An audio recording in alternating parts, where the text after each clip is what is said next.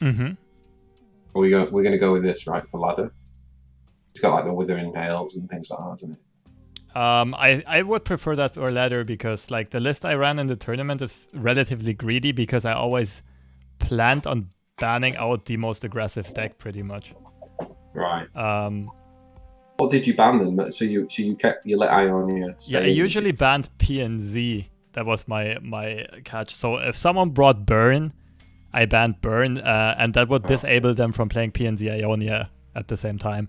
I Whereas see. if someone did bring PNZ Ionia, I usually banned that most of the time. But if someone brought like Burn and Karma Lux, like Deep eats Karma Lux, Ash Frostbite has a pretty good shot against Karma Lux. It wasn't a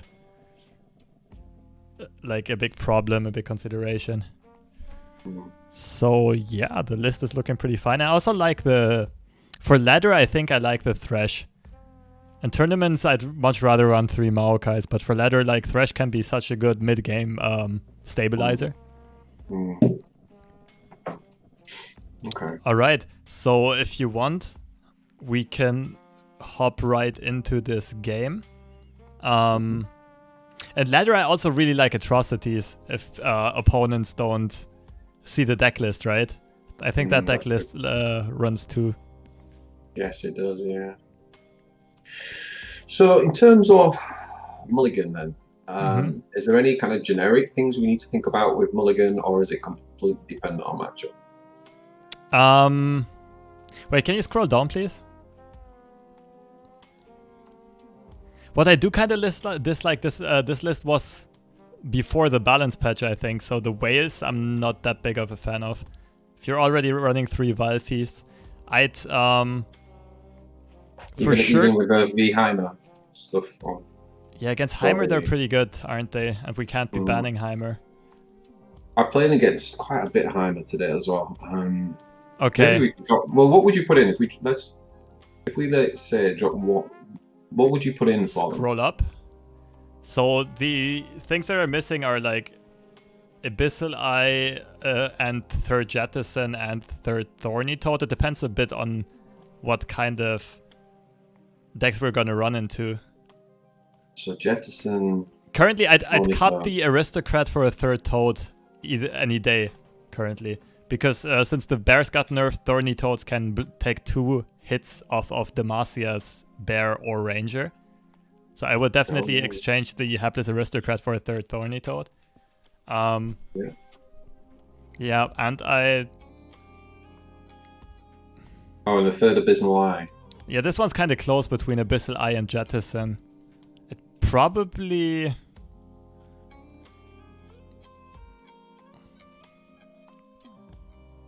We could cut. It's like, yeah, that looks good. Let's try this. We could always, if we need, we could always cut another whale for a third Jettison. Yeah, but right now it's like a fairly like this looks like a very stable deck against a lot of the faster decks that are running around on aggro. It's probably slightly worse in the mirror than some greedier decks, but I kind of like it. All right, let's try this out. Okay, so what were you saying about Mulligan then? What were the general things? Are we looking for? Are we just looking for like the dreads, the thorny toads? Do we keep Maokai? Depends on the matchup. If the opponent's deck is not very fast or aggro, I would keep Maokai if you have like one other, like either Vile Feast or early minion. But if your opponent has like a lot of ways of removing Maokai, you'd rather want to draw into Maokai later. So it depends. If your hand's good and the matchup allows it, then I'd keep Maokai. But it's not a default keep by any means. I have to say I'm very, very new to the whole toss mechanic, right? So there's quite a bit that you if it was any other deck we were doing, then probably be sort of on the same language, but I'm very, very new with the toss mechanic, so there might be some things you really have to spell out for me. But that's okay, fine. so let's just save that. Yeah, let's get into the game. All right. There we go. And I'd say the way we do this is like basically you just verbalize your thought process as if you were streaming yourself. Yeah. And take your time with each turn and like you plan ahead a bit and you say what you are going to do, and then we both reflect on whether or not it's the best option. Course correct it. Yeah, I like that. Good idea.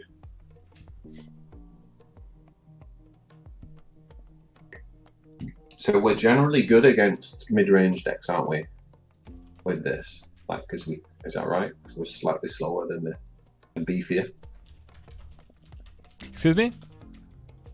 I was saying, so we're generally good against mid-range decks, right, with this deck? Because it's slightly slower and beefier. Yeah. Yep. The deck has pretty sick like matchup tables overall. Yeah, I think post-patch this deck has just got even better, right? But there are some mid-range decks, like for example, Elusives should do pretty well against deep. But you're running 2 whales, so you shouldn't even be that worried. Okay, what's your thought process here? My thought process is I'm not sure what this is because there's no champions. So it's probably some sort of aggro-y deck. I would therefore get rid of Maokai. I think you get rid of... I don't know whether you keep Jettison or not. This is one I have honestly no idea. Okay. I would probably throw the whole hand with possibly keep Withering Whale. Yeah, I like keeping Whale and kicking the other 2. Jettison is usually one of the best cards in the opening hand as a one-off, unless you're potentially playing against aggro, which we might be, so I would kick Jettison as well. But sorry, oh good, don't worry. I mean, we're practicing here anyway. We're here to make mistakes. Yeah. So you don't play Jettison round 1, do you? I did read Panda's Reddit thread, so that gave me a bit of a heads up. Okay. I remember the Jettison thing about waiting until you're within 4 of deep and playing it on that turn to try and kind of play it as a trick. So yeah, I quite like that. That did work at the early days of deep. It probably still works in Plat, but the higher you go, the less value there is to the surprise trick. So would you just play it turn 1 usually? No. I would play it if otherwise I would burn spell mana or if I had hand size problems. So if you have like 4 mana left at the end of the turn and don't have a play anymore, then I would play it. Okay. We're just going to pass here, right? We're not going to trigger this. No, yeah, that's a pass. So the list, it might very well be Teal Red's elusive list, which is pretty much all of the Ionia elusive cards plus Crimson Disciple and Imperial Demolitionist. The one that deals 1 damage to an ally to deal 2 to enemy nexus. So I think we just take it because we've got the Joel Hunters next turn, which could at least... Yeah, I agree. Play the Joel Hunters. The other thing is what I'm not sure about is what is it in this deck that gives you get these treasures, don't you? But I can't figure out what actually gives me the treasures. The treasures are only shipwreck hoarders. In tournaments, instead of this deck runs 1 Terror of the Tides main deck, right? And in tournaments, I don't run Terror but run Shipwreck Hoarders instead. It's just another sea monster. Okay, got you. I could play the Jettison here because I have the 1 mana, but I think based on what you said earlier, we wouldn't. We just keep yeah. So one thing about like spell mana is pretty valuable and important. Like Jettison won't do anything until it actually gets us deep, so there's no point in playing it until then. Or because we just lose cards. Yeah, because right now it's not even about the cards we lose. It's just like we waste 1 spell mana, which we might. Like, for example, if we play Jettison now, we cannot whale anymore next turn. We don't know if we're gonna whale, but we'd like to keep that option open, you know? Of course, yeah. I mean, one of the decks I've played most is Veimer, so I'm kind of, yeah, I'm in that line of thinking, right? Obviously, in that deck, you have to keep the spell, be constantly thinking about your spell mana. Pretty much, yeah. Yeah. So we just pass here, right? Yep. Not much we can do.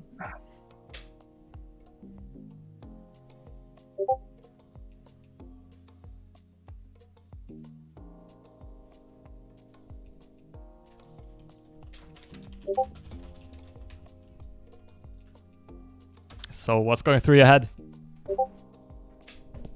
texting my wife because she's upstairs in the basement. Oh, good. What time you finish? Right, so I'm thinking here we would play Maokai and we would attack the Crimson. What has he got as his trick? The transfusion one's +2, so we would kill that. So I think we're safe to make this trade. Yeah? Yeah, you can go ahead. Lock it in. One thing I want to mention, what we could have done is... So if we play Maokai now, right? The first minion we are going to play is going to be on his turn anyway, and the first Zapling we get is going to be on his turn. And it doesn't have any value to us, right? Okay, now it does as a blocker. Now I like the Maokai. But he usually plays Elusives. Another thing we could have done, which goes into this passing mindset, is you could have played Jol Hunters. And basically that might have made him... that might have prevented him from playing a valuable elusive unit, you know? Because you have 2 challengers on board and he would be scared to play something and he might have passed and then you could have passed back and made him burn like 3 or 4 mana. True. Which for him as the aggressive deck is very bad. But okay. Now that he played House Spiders, I like Maokai more as well. And that's why we keep Whale, yeah. Yeah. So... Ooh, yeesh. Okay. There's no way of stopping that from getting the support, right? Because we... Yeah, no. So we'd probably just wait for him to attack and play Whale. No? And then put this on him. I know we lose 3 overrun, but then we get the 2 back, so we're only like 1 down from him. But obviously, we can't prevent the support. Yeah, I think that's... you could also Jol here and block the crowd favorite with the plan of devouring him next turn. So we wouldn't Whale this turn, we get 2 blockers though. Both lines are pretty, even, I think, in expectational value. It's pretty close.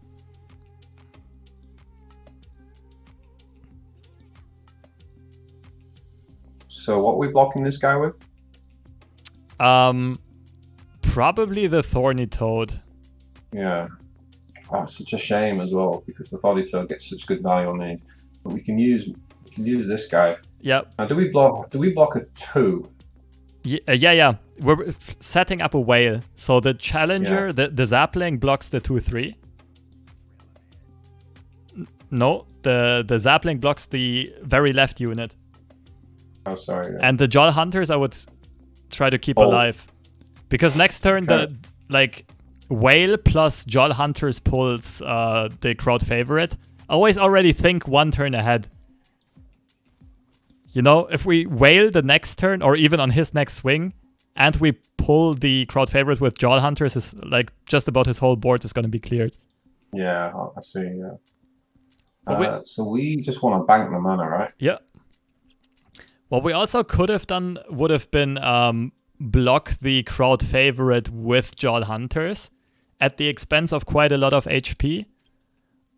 But he would be in Devouring Rage, but I think that's too greedy. So I think what we're going to do is hit this here. Yeah. And I think that's it, right? And then obviously we've got the Vile Feast. If we want to kill that as well, we can. With the... All right. Here we go. Now then, he has got... What's he got? He's got the transfusion thing, but... So he could save this if he's got that, but... Yeah, I'd probably expand the Whale here just because he might have a lot of combo tricks. He might have denies. Oh god, that's a good Whale. That is a good Whale. Yeah. We'd have been a bit screwed if we'd cut Whale. Well, we would have taken a different line, to be fair. But this is like a insane value Whale. Yeah, it was. Now then, do we play... Well, we've got 2 options here. So we could either... This is a chance where we could play the Jetson, like you said earlier, because we could have 1 and back 3, which then keeps Grasp online. Or we could Vile Feast that, He's going to attack next turn, isn't he? Yeah. So when we consider whether or not we want to Vile Feast already, the question is, would the blocker do anything for you? Does it help? Not really. Right. So that's why I would first pass and see what else he plays. If he plays something else. But if he passes now, does the turn end? Yeah, it does. But that's fine with us. He's the aggro deck, and if he wastes 4 mana for nothing, that's more than fine with us. So we can't really do anything against this, but now you can play the Vile Feast. Because the blocker now stops the 2/3. Exactly.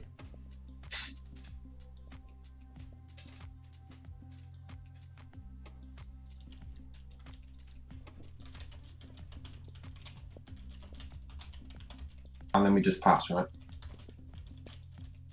Yep. We're miles away from deep. Still. Exactly.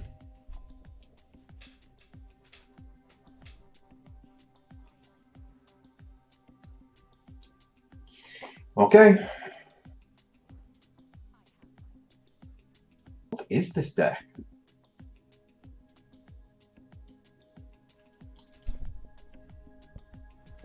We're getting quite, mind you. Oh, the Vile Feast is a super good top deck. Okay, so we're gonna Vile Feast this guy. Mm-hmm. And I think we've played this. Wait, hold on. I think we need to play this because he's opened attack. I think we have to grasp the 2/2. I kind of agree, yeah. So set the spider first. What does the spider block? Oh, set the spider, sorry. All good. So we do that, yeah? Yeah, I'd put the spider in front of the other 2/1 though. And Vile Feast the other. Yeah. Now, and then this?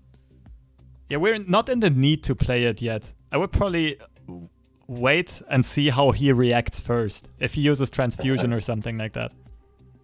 Okay, I see, yeah. Because if he only gets 4 damage through, we're still sitting comfortably and we can play Nautilus now. Or the Shipwreck Hoarder.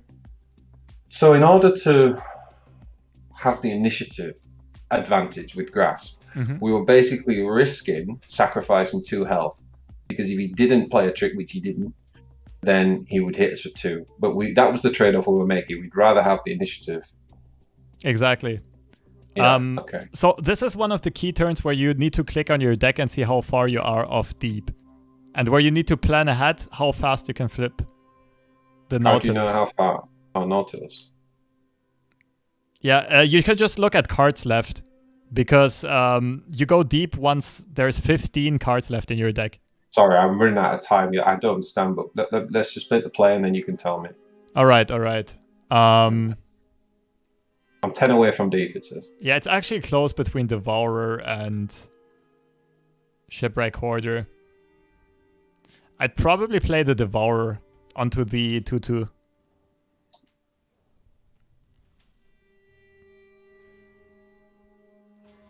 You can also mute your opponent's emotes if it's annoying, by the way. I'll let them have their fun. All right. So do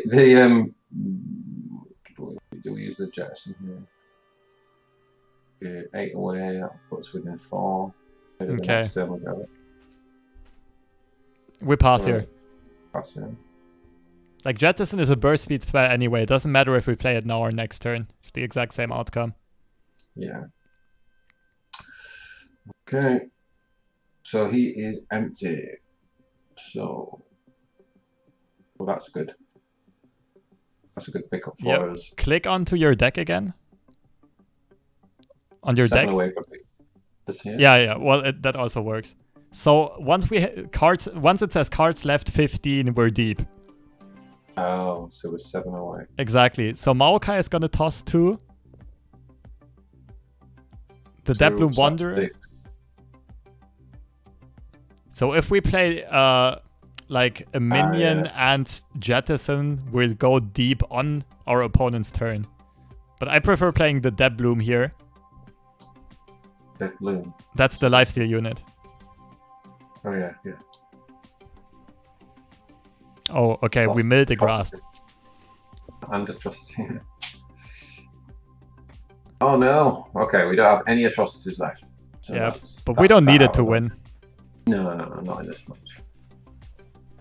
Oh shit. Alright, so this time, since we know he only has one card in hand, I probably... You don't have to do it yet, but I mean, you for sure swing with the Devourer. You pull the Shadow Assassin, because you have no other good way of stopping it. And I would swing with the... Yeah, exactly, with the lifesteal as well. So let's see if he decides to use the last card in his hand before we play Grasp. Because otherwise, we'd... Like, if the top deck was Noxian Fervor, we'd lose to that, for example. Yes, definitely. Remember those games from the old burn days. So we're aiming for this guy though, right? This also does 2, right? So that'd be 3.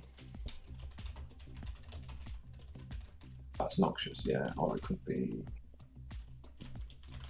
trans thingy, couldn't it? The one that does the 2/2. Okay, it's playing. Yeah, there we go. Transfusion. Oh, it's burst. Oh, so we can't play around that anyway. Okay, wait. 2 away from D. This is the jettison, right? Yep. This is it. Yep, that's exactly the perfect timing and why we're keeping this for so long. Yeah. Beautiful. Nice. And now he's got no tricks left, so we could even just play the grasp on the 2/3, and then we have... That's it. We cleared this board and we got our life back and we're good. Yeah, I agree. No, but once we are stable, I would rather always... Like, once we are ahead, I would always keep grasps to be reactive to your opponent. So once he casts Noxian Fervor, we have the safety net of using grasp. Sure, I understand, yeah. Because we know right now, like, no matter what he plays, he can't finish us with 1 card. No. So we just pass? Yep. At this point, we're super far ahead. We don't care about mana efficiency. Yeah. Oh, Mist Call is really good. You might be able to revive your lifesteal, dude. Gonna mill him in a second as well. Mm-hmm. There we go. Nice. That was well played. 1 down. That was a strange deck. I've not seen that deck before, I don't think. Me neither, I have to admit. It's like a really poor man's aggro deck. Yeah. Oh dear.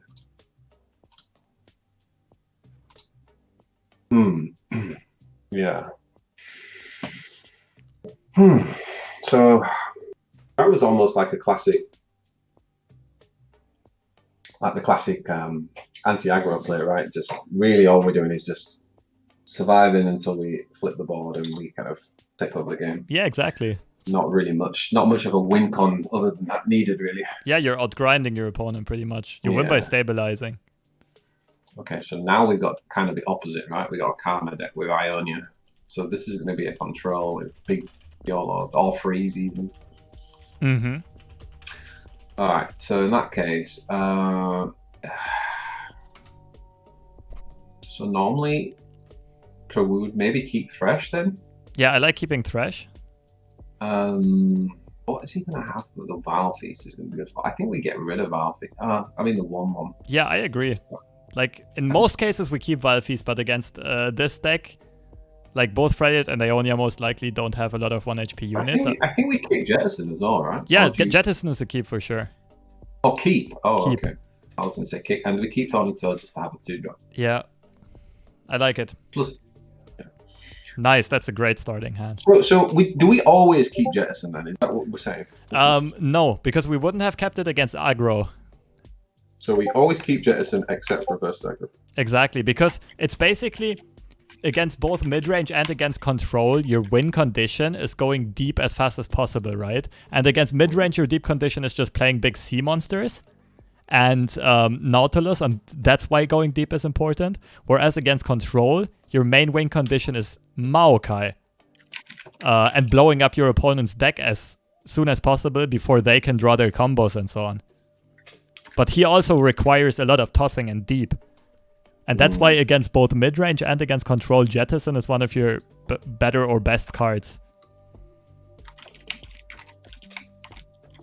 So big monsters add a wink on against midrange.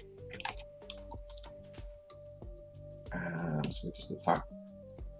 And what did you say the wink on versus aggro was again? I'm just making notes. The win con against aggro is just stabilizing and outvaluing your opponent. Just stabilizing. Like, your sea monsters, even when they're not flipped, even when you're not deep, your sea monsters are going to be bigger minions than your opponents. And that's why Jettison is not as good as like having a minion or having a Vilefeast, for example. Yeah. I think we block with a 1/4. There are two lines we could take. If we plan on wailing soon, we can block with the 2/1. If we don't plan on wailing soon, I prefer blocking with the Toad. Yeah, I'm trying to think what he... Yeah, I think I like the Toad block more. He hasn't got, like, yeah, if we thought he had Zed or something like that with a quick attack, 3 attack, then we might keep it. I think versus the control, that's fine for that. Because we can still make the wailing play next turn anyway, right? Well, yeah, not next turn, but like this would be setting it up for the future, right? Yeah. That's what we did very well. Yeah, I like it. Although, the only thing to think about is, can we get Thresh on board before we start dying? Oh, I wouldn't think about that. Like, that's flipping Thresh is not vital to you. Yep, some nice, easy free damage. So Maokai is the win con in this game, we think. Yeah, like, also Nautilus and big minions, but Maokai is like the easier way. Like, against a slow deck, you'll always keep Maokai in your starting hand. If you have 2, you might even keep them both. This is a bad turn for us. We have nothing. Just pass, bank the mana. Yep. This is what makes this game a bit unique as opposed to other card games. Yeah, I like it though. I really... The spell mana mechanism is one of my favourite things about the game. Yeah, it's a great concept, isn't it? I love it, yeah. Did you ever play Tessel? No, I haven't. Yeah. A lot of... some of the really good players from Tessel have come to this and they're doing quite well because there's a lot of similarities from Tessel as well. But Tessel had a really good concept of... hold up, let me just see. We could do is Vilefeast the 2. This guy, setting up the whale. I'd prefer Vilefeasting the Starlet here though. He's higher value.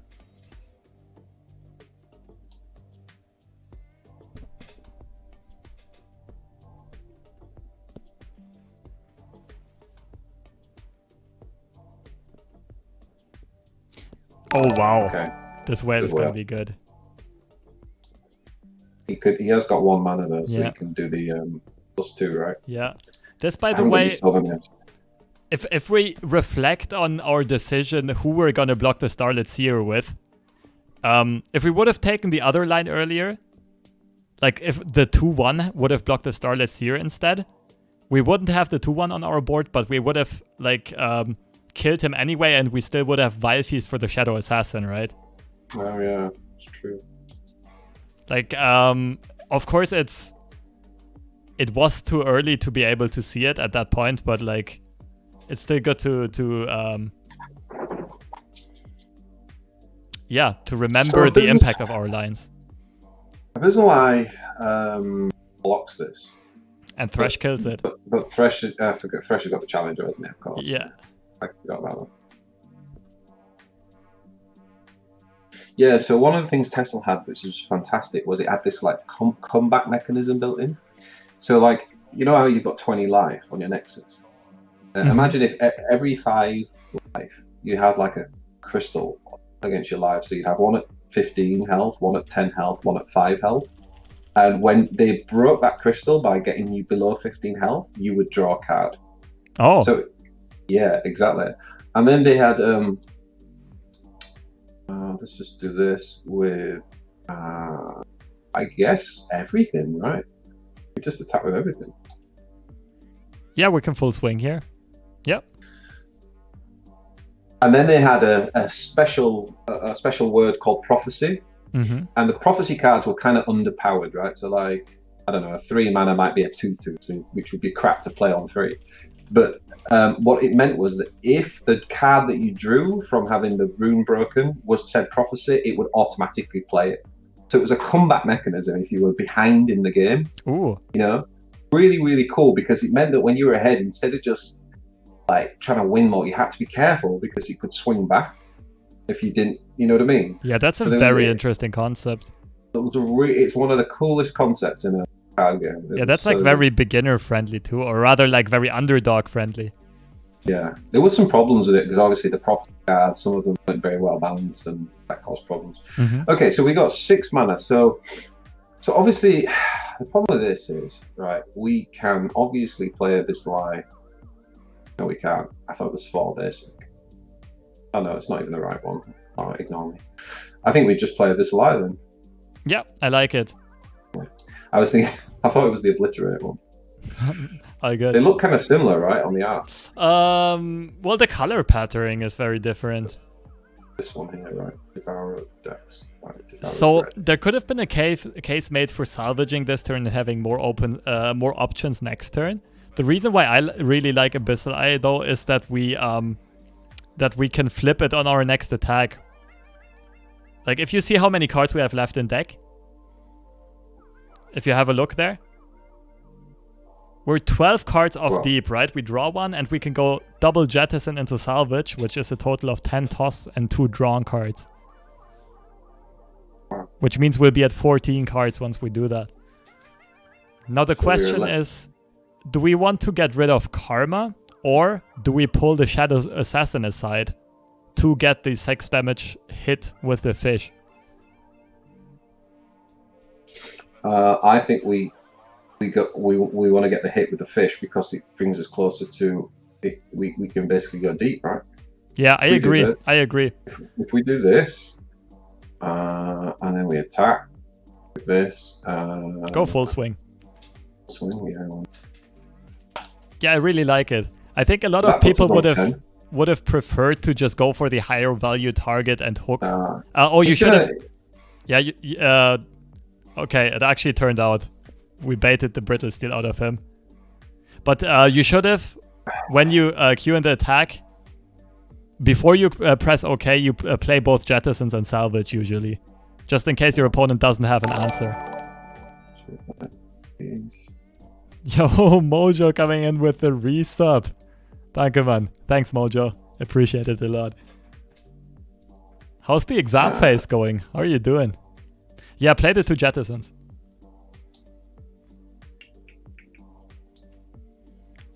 So we played the jettisons because we knew this time we could hit the 15, right? Exactly. It's very simple math. We were at 27 or 26 when the round started. Salvage is 4 cards. Both jettisons are 4 cards. It's funny. He throws it and now it's back up to 3. It can just come out of nowhere, can't it? The deep. He was probably looking at the start of that thinking, he's 11 away from deep. He's never going to go deep this turn. And he just went 11. Yeah, pretty much. Wow. So what I was saying is, I think a lot of people would have preferred to go for the higher value target in Karma, but Karma isn't a threat yet. Your opponent has a full hand, the random spells usually don't matter a lot. Whereas our job, we are the faster deck, right? Karma decks have like infinite value. So we need to raise him down, and we do that by either bringing his opponent, like bringing his Nexus health to the 0 or blowing his deck up, right? And that's why I really like going for deep aggressively. It increases your chances of drawing your heroes. I think we just dropped this guy. Mind you, no. Will of Ionia messes us up, right? We definitely, if we play a big dude, we play Nautilus. Oh. Because that enables us to play both Riptide, the Nautilus hero spell, and we get the Terror of the Tides at 4 mana instead of 8 next turn. Okay. And what about Maokai? Because we've got 2. Would you not play one of these first or not bother? But Maokai is still 12 away from flipping, so we won't get him flipped And we're not trying, within the next 2 turns. And we only want his sapling against aggro stuff, right? So okay. So currently our game plan is playing a big card, open attacking, and hoping to finish our opponent. So here it is. So one thing you have to know is, as to why our opponent's deck might still be dangerous, is that deck might run Winter's Breath. Do you know that card? Is that the 6 mana one? No, it's the 7 mana one. It's a slow spell. It says freeze your opponent's board, and all of your opponent's cards that have 0 attack die. And since it gets double cast by Karma, it's basically a full board sweep. Ouch.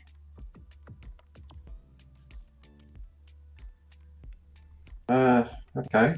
So we just have to pass, right?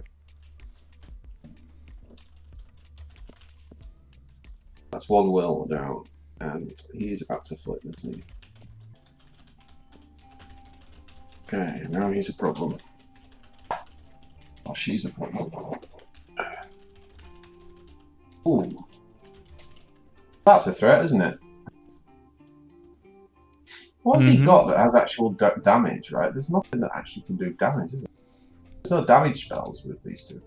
Yeah, this turn's a bit rough. Like, the question is, do we play around Winter's Breath or not? Hover over Maokai again, please.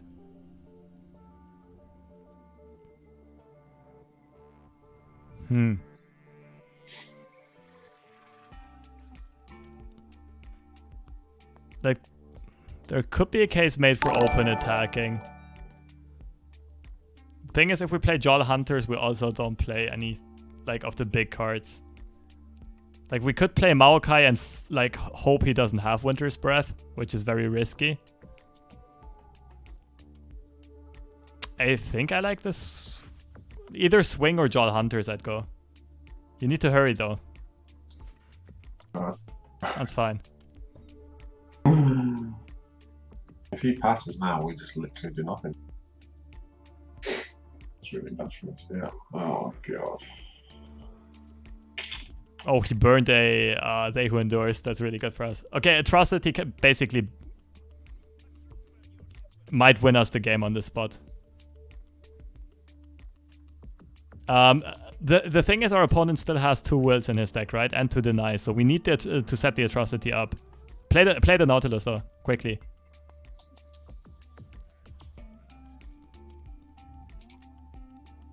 Stun an enemy. Shuffle that enemy into the enemy deck if you have Nautilus. So that's exactly what I meant. The Winter's Breath. Like, we probably just... Yeah, there's again 2 lines we can take. Either we take it and we play Jarl Hunters for the block, or we just send it in with the Atrocity right now and kind of force him to... Like, the perfect way of setting up an Atrocity would be we keep it until our opponent is below 4 mana, because then he cannot... Deny. Exactly. But if your opponent plays well, he'll just never do it. And you'll always be at the disadvantage because you always have to hold 6 mana while he only has to hold 4. He's going to die anyway, right? This is going to die, isn't it? Yeah, but if you Atrocity the Nexus, you win. If it gets through. Exactly. Right. It's pretty close. I don't know how good your opponent is. Like, if he's good... I think he's got it, because he's got 1, 2, 3, 4, 5, 6, 7, 8 cards. Yeah, he's got it. Okay. Okay, that's been a bad turn for us. In fact, bad 2 turns, because I missed my attack. Oh boy. It's not the worst, though. Our next turn's still going to be good. Okay, so that's 21, right? So we're very close now. Yeah, we can play Maokai and or rather the other... Wait, how much is he? 21 or 22? Oh. The Maokai. 21. Okay, yeah. If we play Maokai and then play the Dead Bloom, Maokai flips.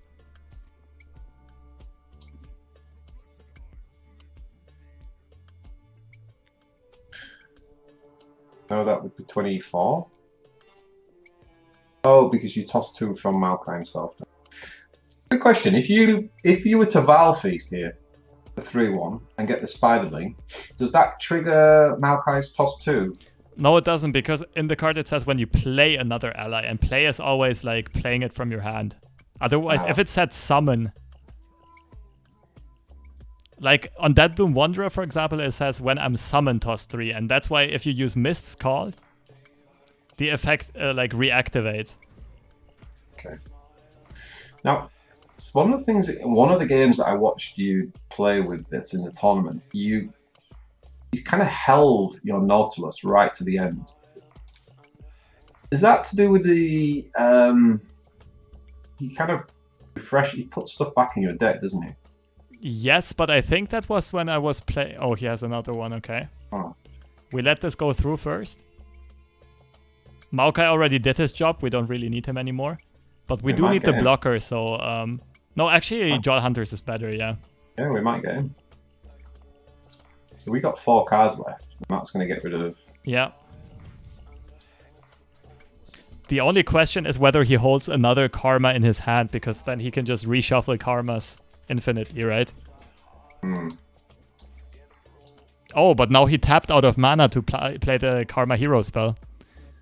Okay, no. That's fair. No. Okay, we gotta play Nautilus now, right? Well, if he open swings, we might have to Vilefeast first. Let's have a look here at mana management and everything. Okay, so he's going infinite. So we need to outtempo him on board at some point. Okay, looks like we have to use Vilefeast.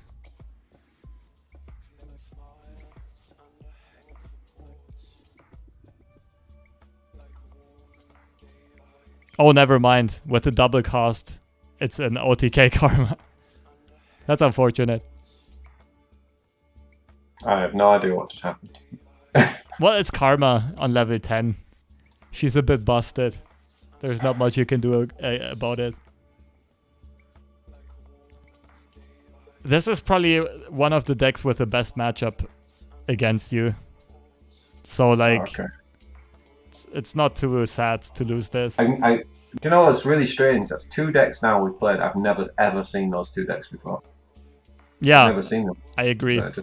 It's difficult, isn't it? Because it's like I feel like I need to get to man to really start to learn the game because you just play against so much random crap that you don't get into the kind of matchups, right? Yeah, that might be true. Anyway, to get back to your question from earlier, like, I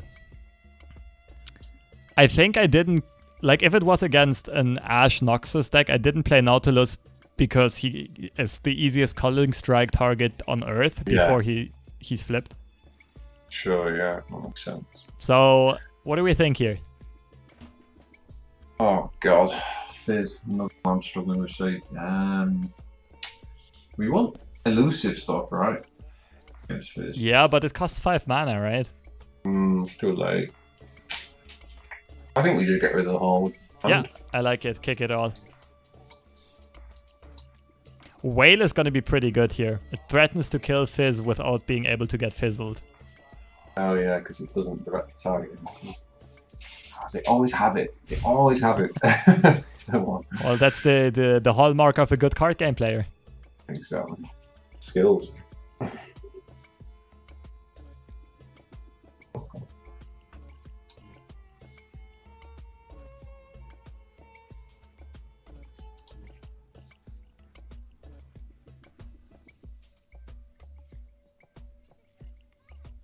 That's fine. We have Lifesteal, we have Thresh, and we later on have Devours. One little thing. If you have multiple copies of a card, always play the card that's to the left of your hand. Because if your opponent plays well, he'll have most information on the cards you hold the longest, right?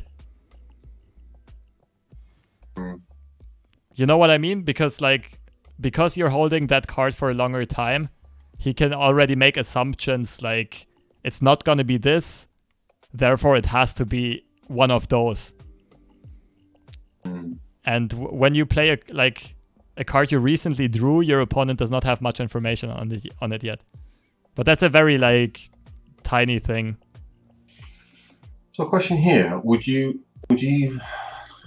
just open pass and salvage, open attack and salvage, or would you just put them down? His deck's probably going to be pretty aggressive, so I like the Dead Bloom. We want to get as much onto board as possible. We have a good curve. We have Thrash into Devour into Naughty.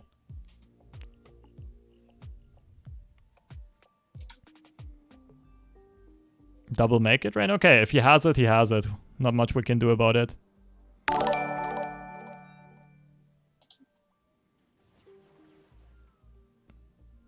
Alright, so what do we do next?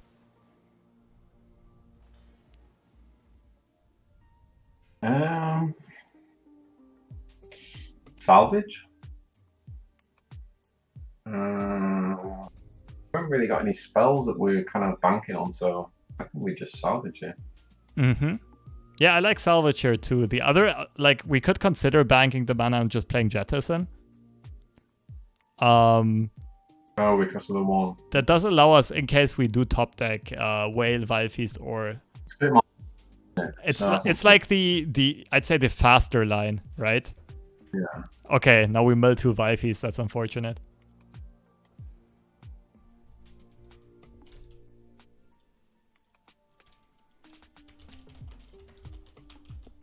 Oh, that double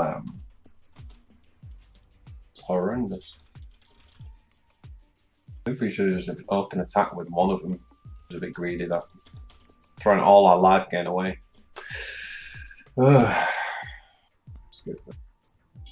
it's fine though. We're far from being threatened. Yeah, it's true. This is great against this guy, right?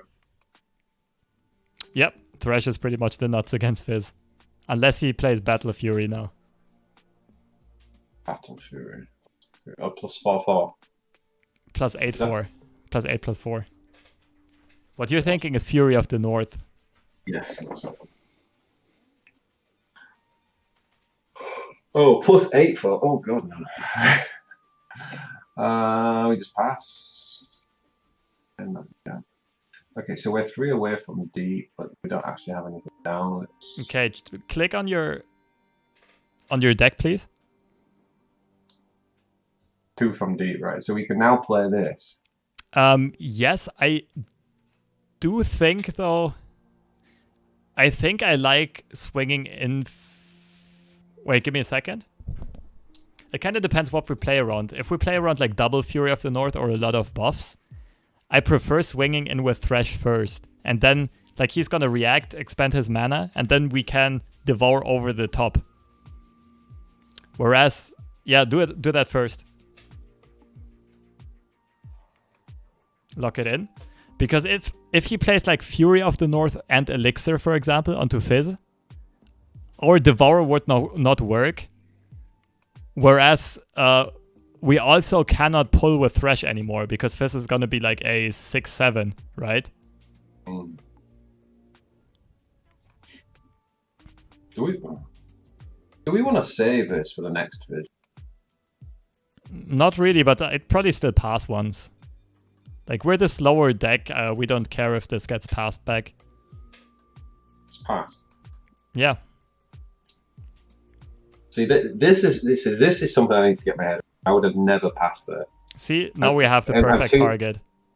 Yeah, I just would have never gone down that line of thinking. Right. I think that's something about this game I need to understand, because you see, with like the Tessel and the kind of Hearthstone mindset, I'm thinking we're just wasting 6 mana there. Yeah, it's yeah, I totally get it. I had troubles with it at first as well, and it's something that's very unique to this game. But the thing is, we are and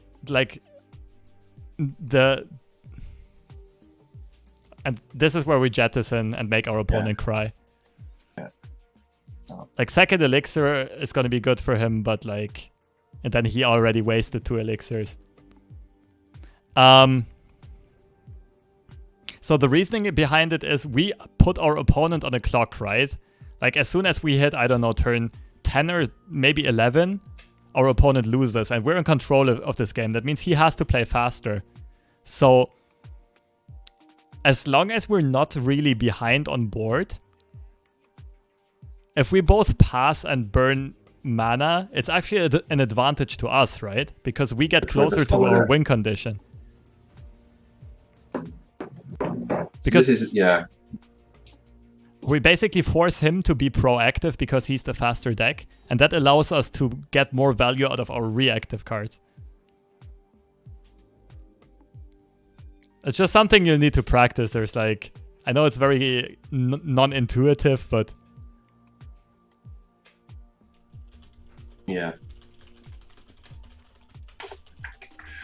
So this thing here stuns an enemy, right, and it puts it in our deck. Is that right? It puts a copy of Nautilus into our deck, and it shuffles the opponent into his deck. Oh, so if I stun that, it puts it back in his deck, not in my deck. Yeah, it puts the minion on board into his deck and the Nautilus in our deck. So I see. It's just the wording of it, because like it says into the enemy deck, right? But if you're targeting that creature, then the enemy of that creature is me. It's just a word. No, but it does say shuffle that enemy into the enemy deck. Okay. Am I attacking here? We start with salvage though.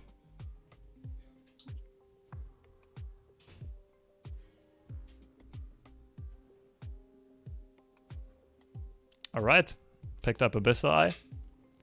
We'll play that.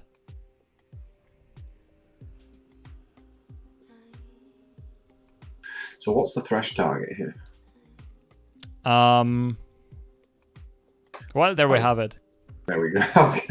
If he hadn't played that, I would have probably gone for a 2/2, just to have the less threatening thing back on my health. Yeah, I think I would have preferred going for a 2/2. Alright, good job. So now we just whack all those in, and we don't worry about stunning now. No. Nice positioning, by the way, because getting the lifesteal due to the very left makes him overheal, so he doesn't get value out of the lifesteal. Yeah.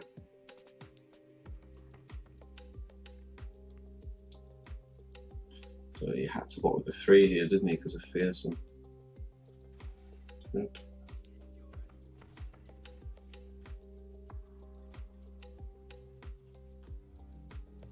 Next to strike, draw a card, you're deep. Oh, I drew Maokai here. Ah! That's fine. We don't need threat to win. Okay, so we look at our hand, we look at our mana. Do you spot something?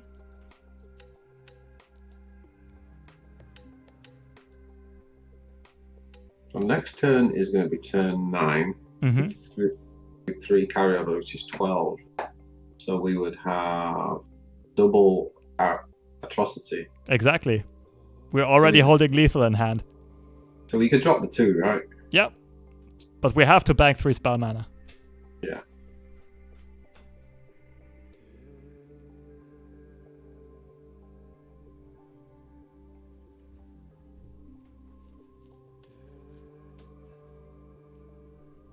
Has he got anything that can counter? Like the normal version of that deck doesn't, and we don't run vengeances. Right? If I recall correctly, we don't have vengeances in our deck list. No, there's no vengeance. So the only thing he could have would be like a stolen grasp, I guess. Oh, yeah, like a heal. Yeah. Because we've got, what, 20? Yeah. 20 damage? But yeah, it wouldn't even be enough here if we atrocity both Nautilus and the 7/5.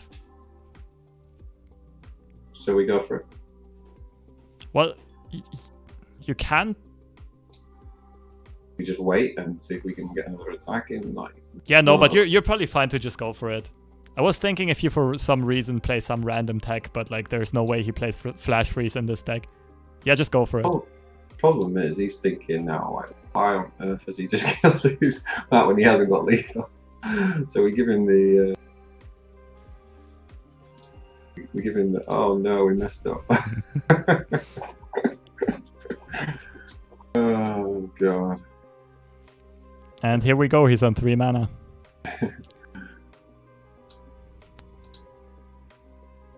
Right, is there anything that could kill the 5? There isn't, is it? Not There's on 3 nothing. mana. Well, GG. oh my god, 20 damage, was it? 13 plus 7? Oh, what's this? Okay, this is the heal. And that's exactly why we used the 7 attack and not the 6 attack one. Yeah, we accounted for that, didn't we? So that was good. Yeah. Yep. Nice. I mean, to be honest, you just felt pretty safe the whole way through that.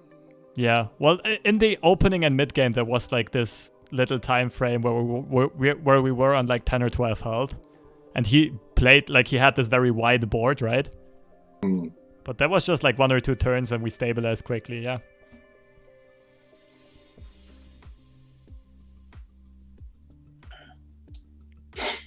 Okay, so we got Bilge Water with some Hecarim. So this will be like a... What was it? Gangplank and Heka, right? Yeah. We're getting some random Gangplank and Thresh. So it's going to be kind of tempo-y. Honestly... Yeah. Thresh is not really a tempo hero, though. I think just... What was Thresh? Oh, Thresh. Oh, sorry, I know. No, I was thinking the Hecarim. I would just get rid of everything. Yeah, I think I like it. Like, we can consider keeping Whale, but I don't mind kicking it neither. Because Whale is good against Kegs, Vilefeast is obviously much better against Kegs. Hey, that's an Thresh on Thresh action? Yeah, pretty much that. Do we want to go for the Vile? Oh, no, let's play nice. Yeah, Thresh is going to be one of the best cards in this mirror, by the way, because your Thresh also heavily profits from his deck having all his minions die. All his small units. We do block, right? Do we block, or would you let the 2 through? I don't think we block this. I think we keep this for... Like, it doesn't change the board state except for, like... We basically save 1 HP and sacrifice a unit. We'd rather block something bigger later on. Right, okay. We're blocking for something bigger later on. That makes sense. So the question now is, like, this is really weak onto this board state, but it does... Yeah, and he plays Bilge Shadow Isle, so he has Vilefeast, he has Make It Rains, he has Whales. I prefer the Dead Bloom. Sure. When you make these decisions, just play, like, think about what removal your opponent most likely has in his deck.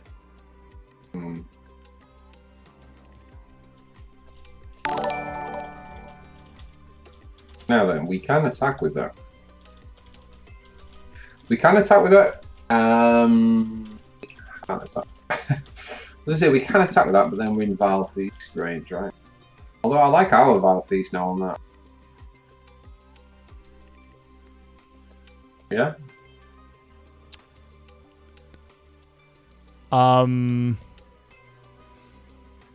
Because if we do that, it means he doesn't have an auto block Dead Bloom. It's like the 2 health doesn't really matter though.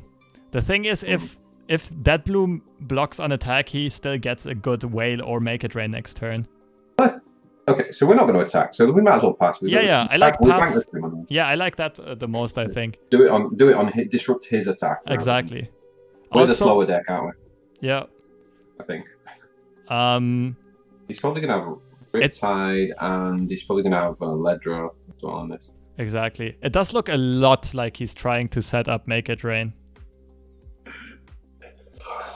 So I would actually... it's a bit awkward. We don't have good plays. But if we make the read...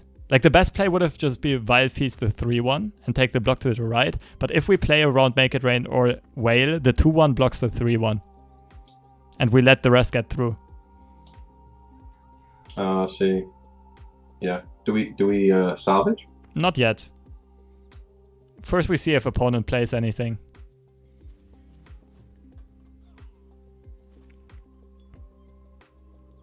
Can you click on your deck again, please? Okay.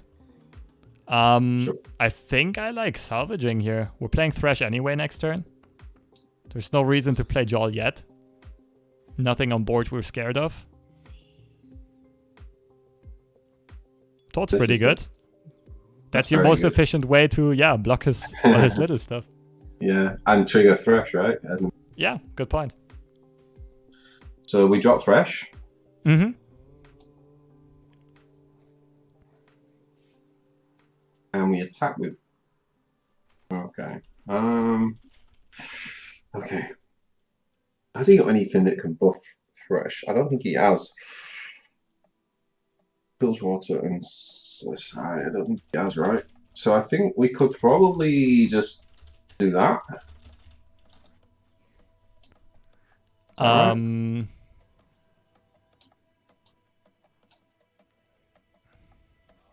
That maybe? I think I wouldn't do it. I think I'd just pass. Reasoning being, like, it's much better to, like, on turn 7, to attack with a Jarl Hunters and pull the Thresh. Because our Thresh, on average, is more valuable than his Thresh, right? Because his Thresh pulls Gangplank and ours pulls Nautilus 60% of the time. So flipping our Thresh is more important than him flipping his. So I don't think we want Thresh to trade. Does that make sense? Yeah, I see. The problem... What's the plan here then?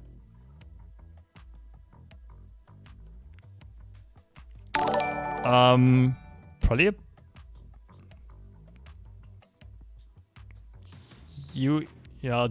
either Jarl Hunters or pass. It's both okay.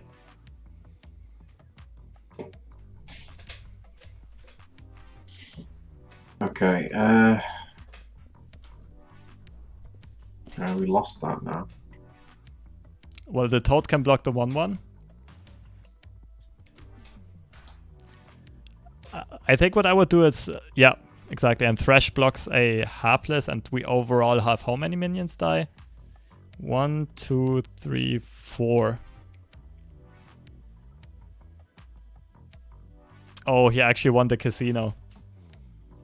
Oh no. Oh no. We can Valfe's the keg. That makes his Thresh go down to 3 HP and we lifesteal. It's probably worth it.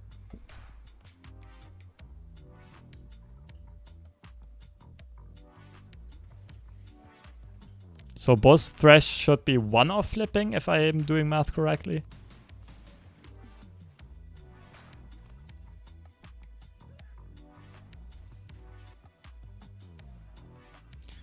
So if we have any way of killing our unit before attacking, that would be great. Yeah,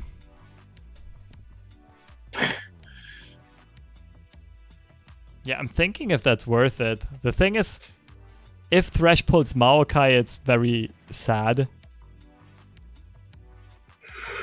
If Thresh pulls Nautilus, it's GG.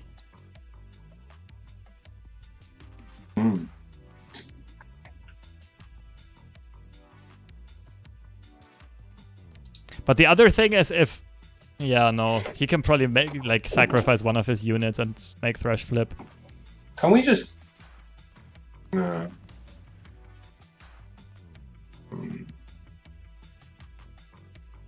I think I like Shipwreck Order.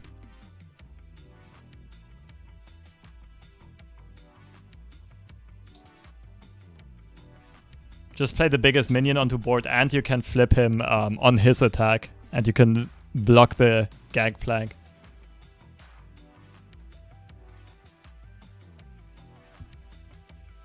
So there's no way of triggering Thresh because it's start, isn't it, of the attack? Yeah, the only way would have been Atrocity, but we don't really have a good Atrocity here. Like, I was thinking about Atrocity from, like, Thorny Toad onto Gangplank. Oh, he just flipped our Thresh. Well, we say thank you, and we pull his Thresh. God. Oh my god, why did he do that? I'm not quite sure. Wait. But obviously it flipped his as well, but we've got the attack, right? Yeah. And if we find Nautilus here, it's gonna be crazy good for us. We have to attack here now before he gets the chance to play Vengeance or something like that.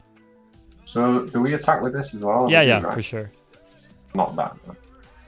There's no point with that, because we can just no, shoot yeah. Then again, we could put this to the left and the Shipwreck Hoarders to the right.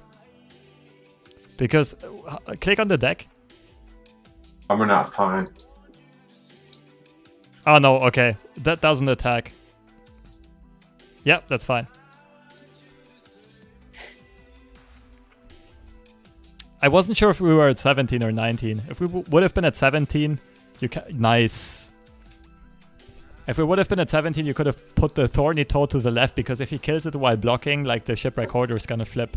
And we now, he might be thinking...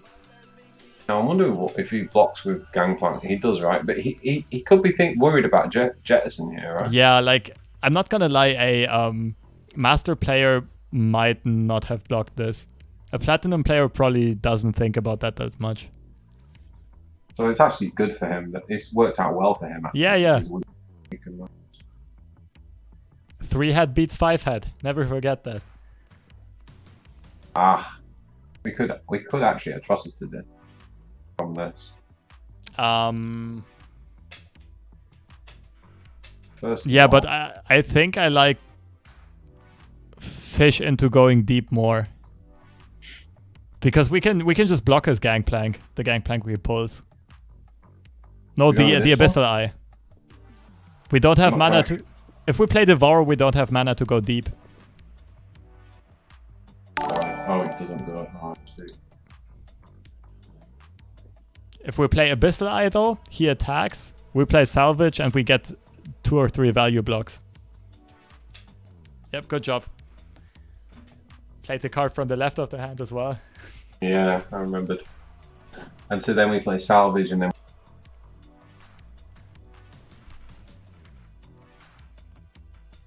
So he would be correct to pull either Abyssal Eye. Yeah, okay. We can still get 2 value blocks here with Salvage.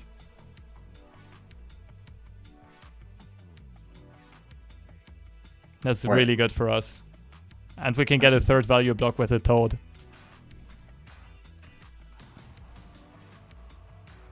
So wait, so we put that there. That there. That there. And don't forget to salvage before you press block.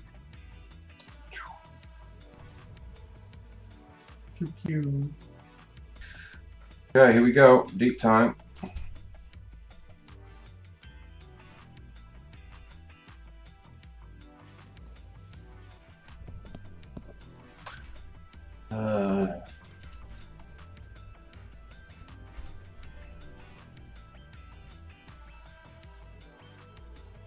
Wow, 10-6.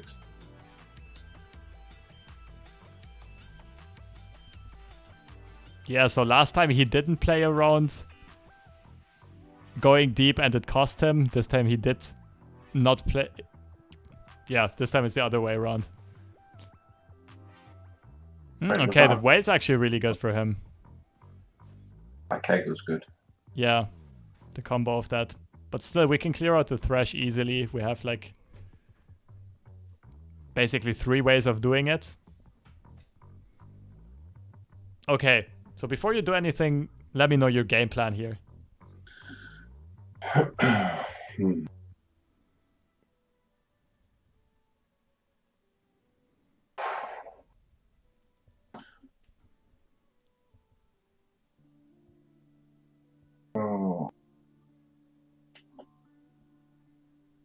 So, if we play this, we can kill this, which means because of Fearsome, we get 13 through and then Atrocity for him.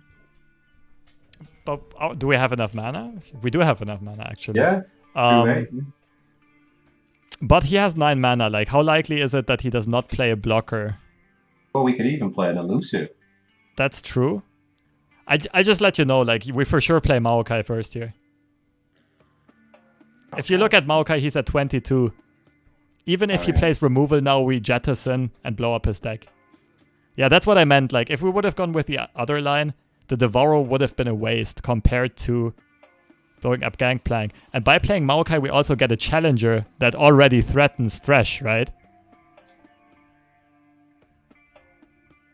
So we can kill both his Gangplank and his Thresh now, unless he has Vile Feast.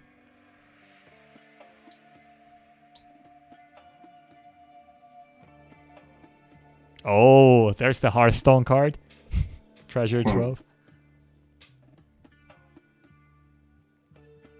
Oh, so this came from because we had the 10-7 that the Jaws Hunter created. Is that exactly. Right? That's where the treasures come from. That's how I got it. Ah, right. Okay. And we can still play the Elusive. Still play this. We might as well. Yeah, no reason not to. So how do we attack here? Take the wheel. So let's have a look.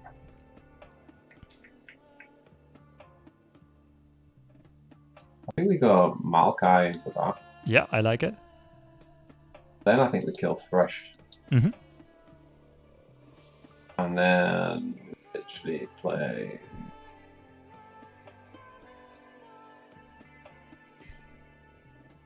Right, because you can't block it.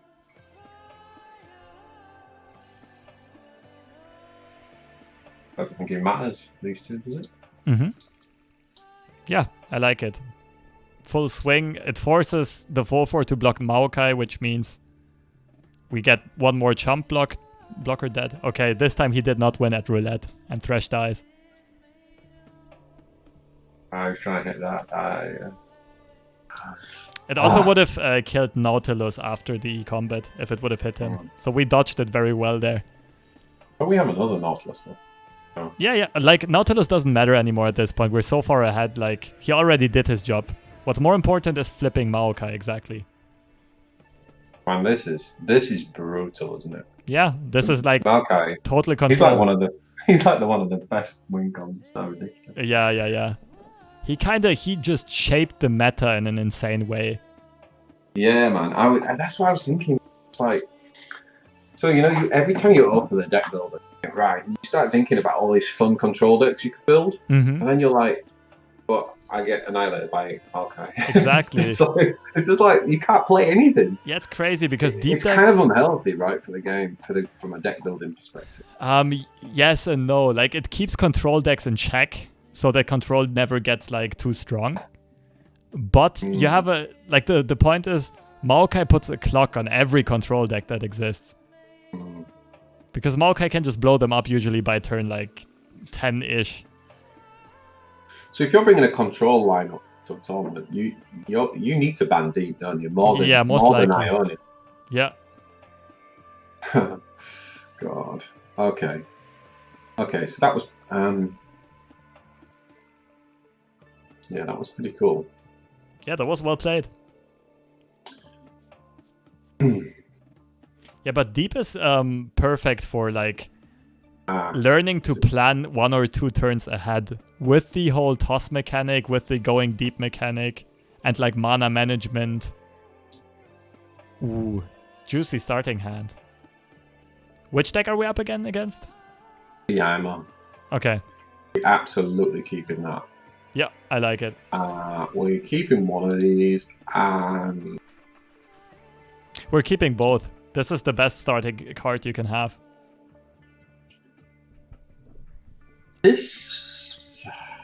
What does this do? He's playing Elusives before turn 5. Well, it does stop a 3/2, but then they do anyway. I would probably kick that. Or would you keep it? I'd probably keep it. It blocks Veimer. It blocks Vi from hitting your face. Yeah, that's true. And also, it's not much, but it's still like 1 damage per attack.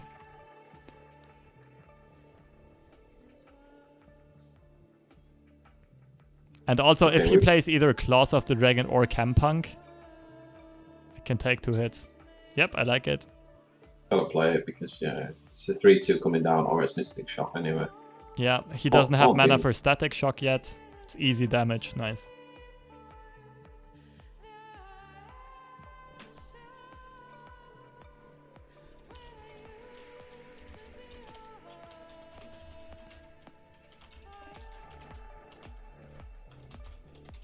Okay, here comes the monk.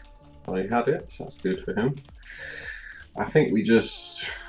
Do we want to get some options here? A bit low on options. Yeah, at this point, Thorny Toad doesn't do much. I kind of like Salvage. Like, we won't whale next turn anymore, anyway. Yeah, like that Salvage, that's good. Let's hope to find, like, Maokai or something. It's, like, great against this deck, but not right now. Yeah. About 4 or 5 turns.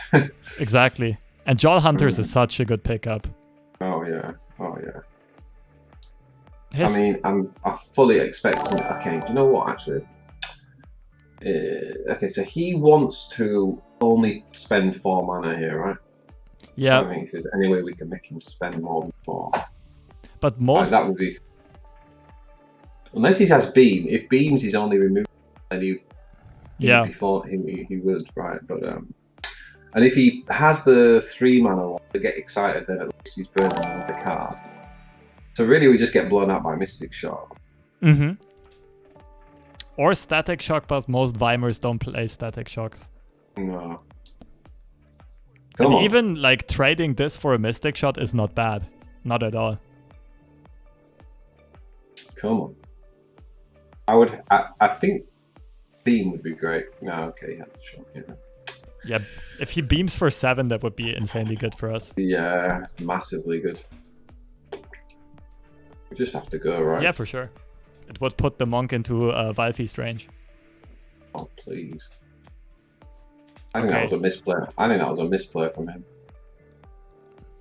I would have taken that, and then because he could have put another 4 on us, and then he'd be doing it at 12, which would have meant he was in 1-turn kill form. Yeah, to get excited right off timer. Mm-hmm. It's 1-turn kill, isn't it? Anyway, okay, so we have to. Yeah, we just passed because we're nowhere near. Yep. Also, like, Deep doesn't do anything yet unless we have sea monsters on board. V or Heimer. V or Heimer. Or none. Oh no. He could actually play another monk here to recover his monk. That's not a bad play actually. Yeah. If he's putting us on. Okay, fair enough. He did have it. So we want to play this here. I think I like Valfeast into Salvage. The thing is, do we just pass and let him attack first?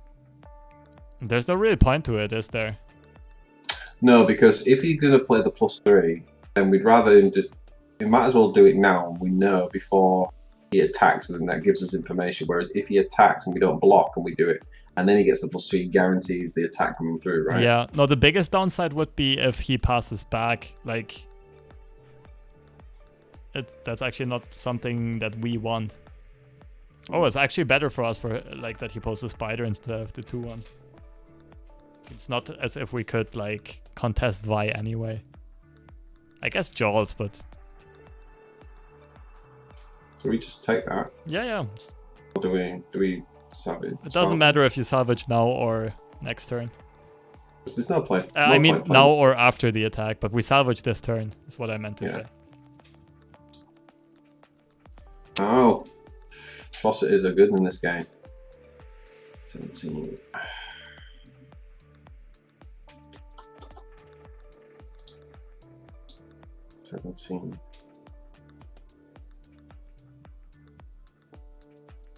When I'm someone toss 2, we don't have the mana for that.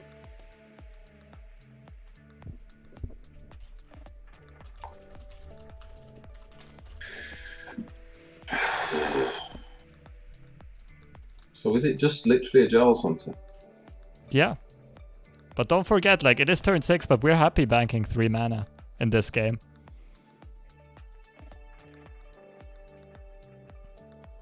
We're not attacking though, right?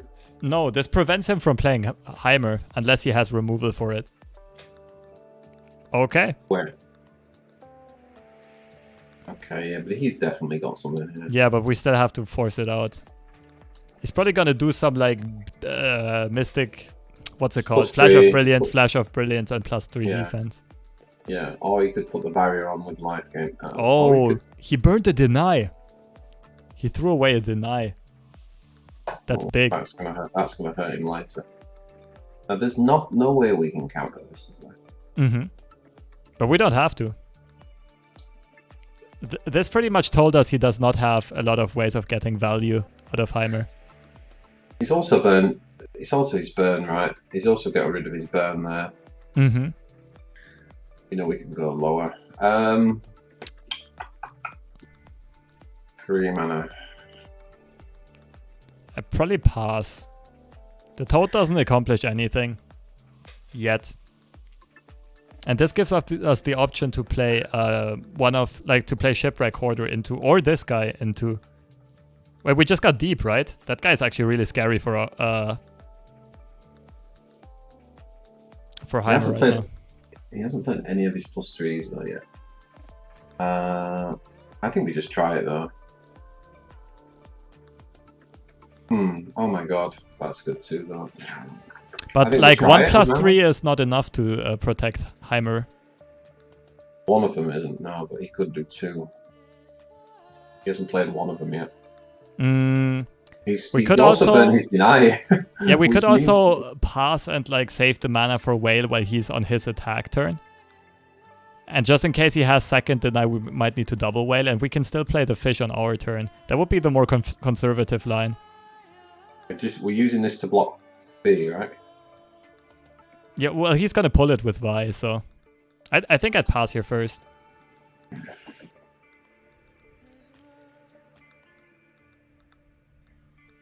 Perfect. Oh boy. He mustn't have anything then. He must just be like... exactly. So 2 things we could do here. We either go Thorny Toad into Whale, or we can eat up the Vi with the Devourer now. Oh really? We could also hit Veimer before he flips. Like as soon as he plays that robot, Veimer flips, right? I just feel like you have to kill Veimer. Okay, yeah, it's both. It's very close. You can also kill Veimer. It's fine. But first you need to let it resolve. The only thing is, right, the only argument for not killing Veimer here is that we do have double whales. Yeah, so... but as soon as he plays the robot, Heimer's gonna flip. He's gonna gain a life. So we kill Veimer. Yeah, I'm fine with killing Veimer. Like the reasoning for killing Vi though is because Vi is gonna flip on this attack, and he seems to have kind of a dead hand. So he's gonna run out of value pretty soon, and we have 2 whales to get rid of his robot spam. But so Vile Feast on. Who do we even put it on?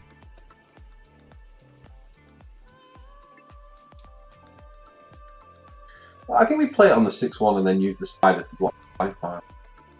Yeah, the question is who does he pull with Vi, and he's gonna pull the 2/1 with Vi.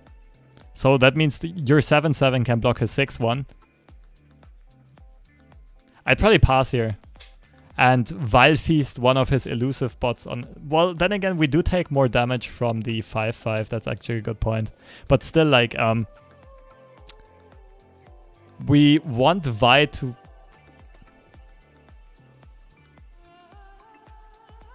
Like, if you're planning on Vi Feasting the 6/1, you should pass. See your point there. Reason being, like, you'd rather have Vi pull the 2/1 than the 1/1 spider. Yeah, I like it. So we're putting that there? No, one to the left. Okay, there. And then we go Vile Feasting. Yeah.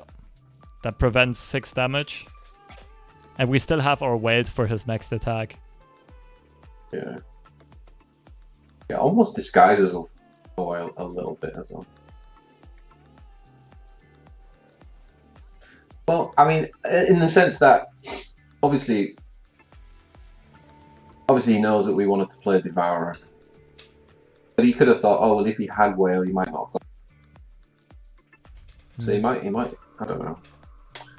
Anyway, we actually the weird thing about that line is it wasn't very He doesn't seem very like aligned, because we actually killed Veimer, so our whale's not actually that good anymore.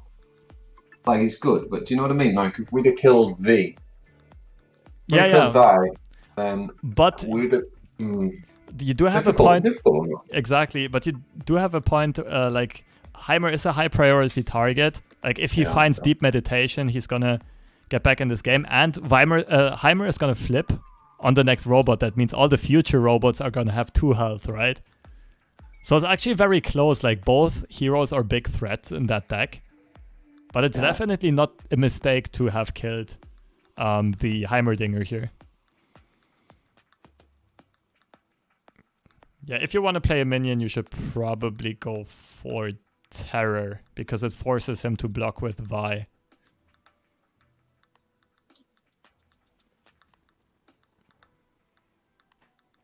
But he does run 2 Spirits Refuges, right? We need to keep that in mind.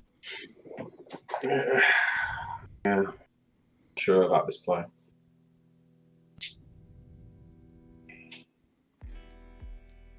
Okay, so he did end up top decking Deep Med. That would have been a big problem if he still had Veimer on board. Oh, and he had another one in hand. Okay. Although our whales would have been amazing. I know it wouldn't, because they would have flipped him and they'd have been 4-2. So we have some Veimer Vi mains in chat, by the way, that agree that devouring Veimer was definitely correct. So cool. Yeah, thanks, chat. Yeah, I think.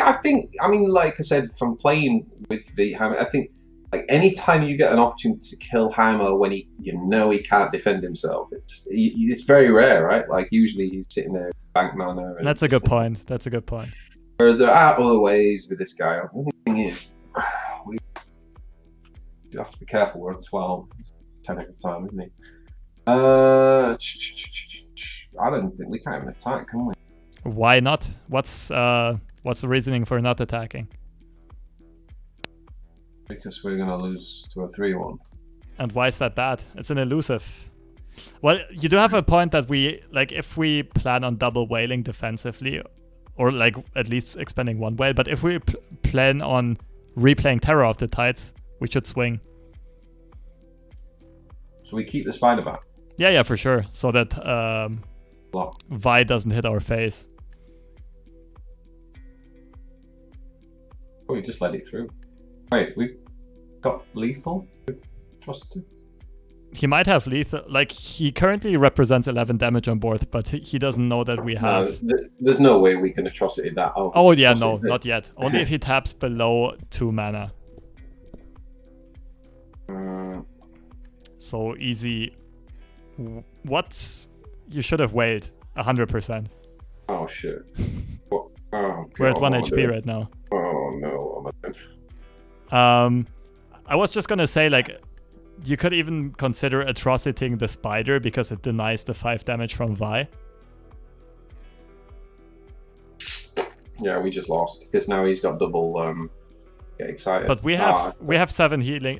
We have 6 healing in our hand. He's not gonna win this turn yet. We still have a chance. So I have to play this. No, you played reactively. Well, then again, oof, this is kind of a tough spot.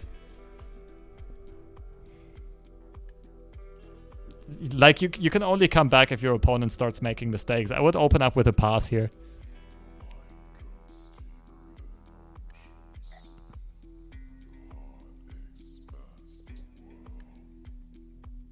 Oh man, what am I doing?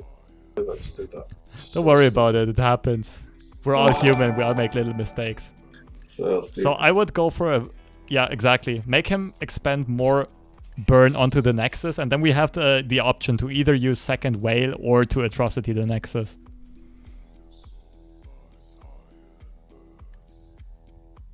Do you know, that is a really good point. If he... We've won. Yeah. We've won. Oh my lord.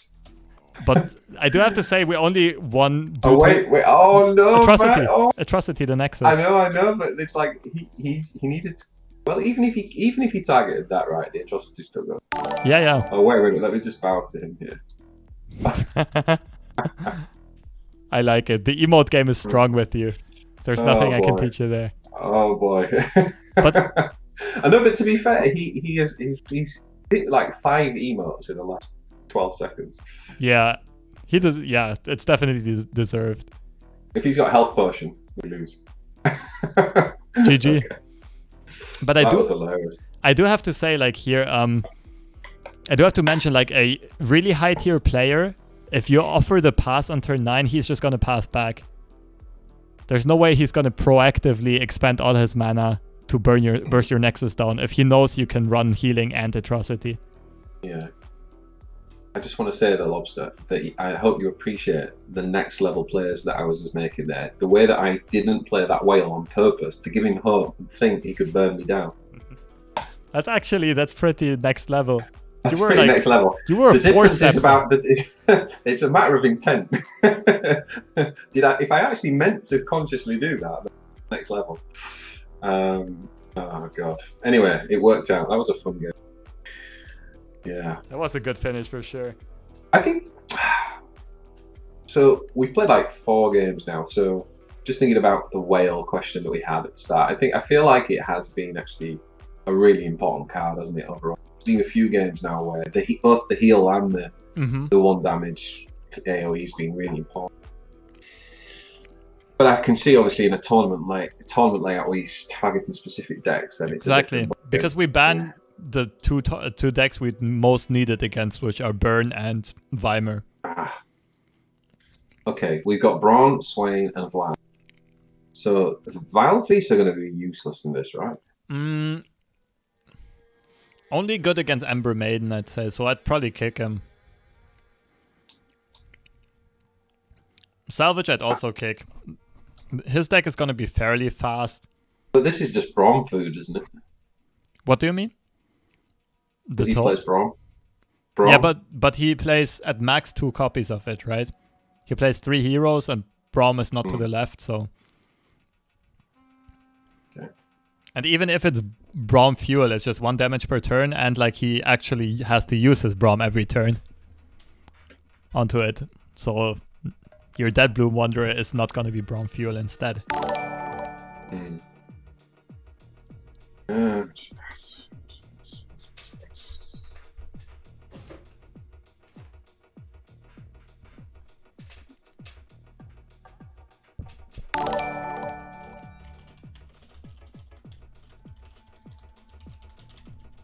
Just drop. Oh, okay. He's attacked. Yeah, so we just drop this, right? Mm-hmm.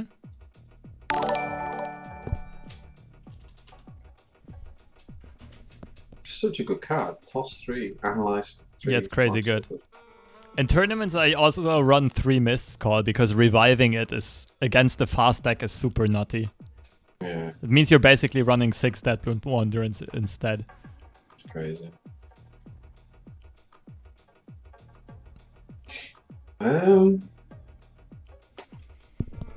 Right, now then.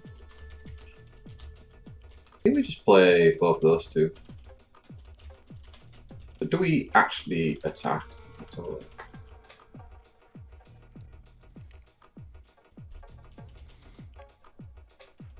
Oh, the Dead Bloom is so good, the pickup.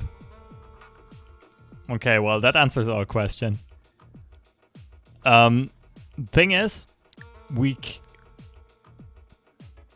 play this for sure, but if we already think about next turn, we can set up an incredibly good whale. If we do swing with the Dead Bloom Wanderer and he does block with the 3/4. Yeah. Which he would do, right? Like, why would he block that with anything else? Yeah, I mean, that makes sense. Well, he could try to, like, if he's very good at reading our intent, he might also block it with the 2/3. But then again, it's kind of about the same as... No, but he's going to play Vladimir next turn, right? I think I like swinging with 1 Dead Bloom Wanderer here. Just 1? Yeah. Because if we whale next turn, we want to block the 2/3 with our 2/1 instead, you know, with the direct dredgers. Because his 2/3 is going to go down to 2/2 because of the whale anyway, right? Sure. Then we block with that, yeah. Oh yeah, this is so good. Okay, BJ, this time actually play the whale. Yeah, do that, but still assign blockers, right? He plays 3 transfusions most likely. He might even play take hard. No, don't put the 1/4 in front of the 2/1 because if it gets buffed, it goes off for more damage. The 3/2 has got to go in front of the 2/1. This one? Yeah, because if it gets buffed, they trade anyway, but at least he doesn't get another tick of the disciple ability, you know, of the disciple ability. Because his only good play here is like transfusion onto the Crimson Disciple. So we want to have a minion in front that actually kills it. Yeah, so you'd be on 3 health, yeah, okay. Exactly.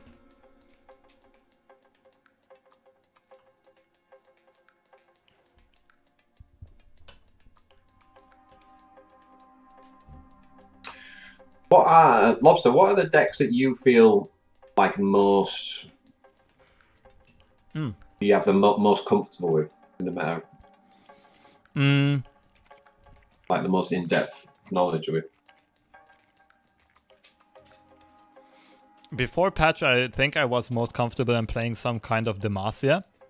Because it most challenges like raw fundamentals and I feel like I'm pretty solid at them.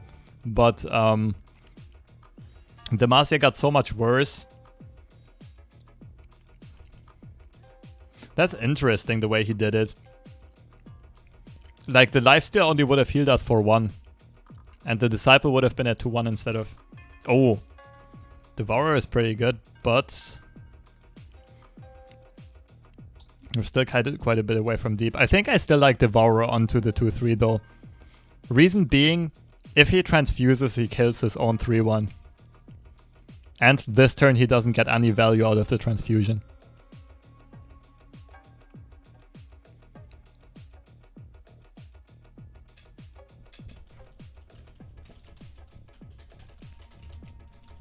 I mean...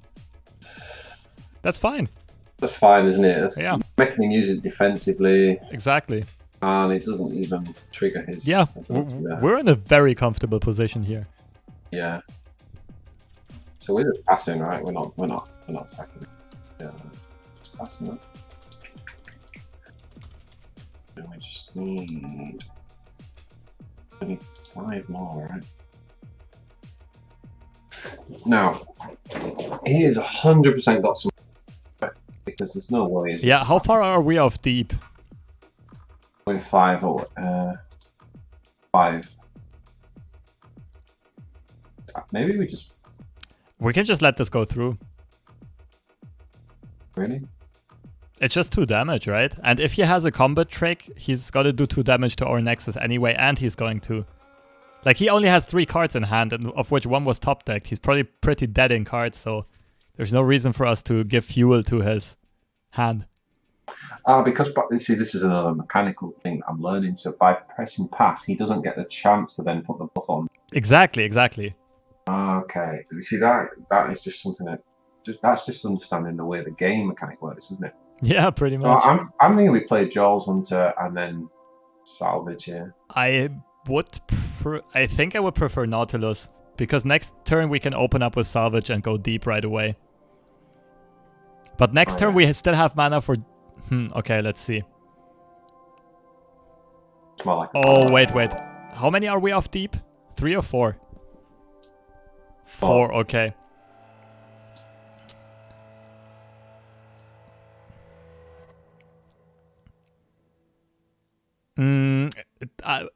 We should open up with Salvage, although that telegraphs our intent, but that's fine. That was fine. To get rid of.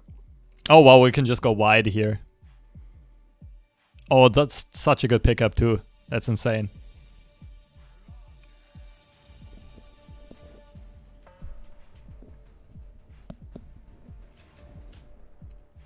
I like Jaw here.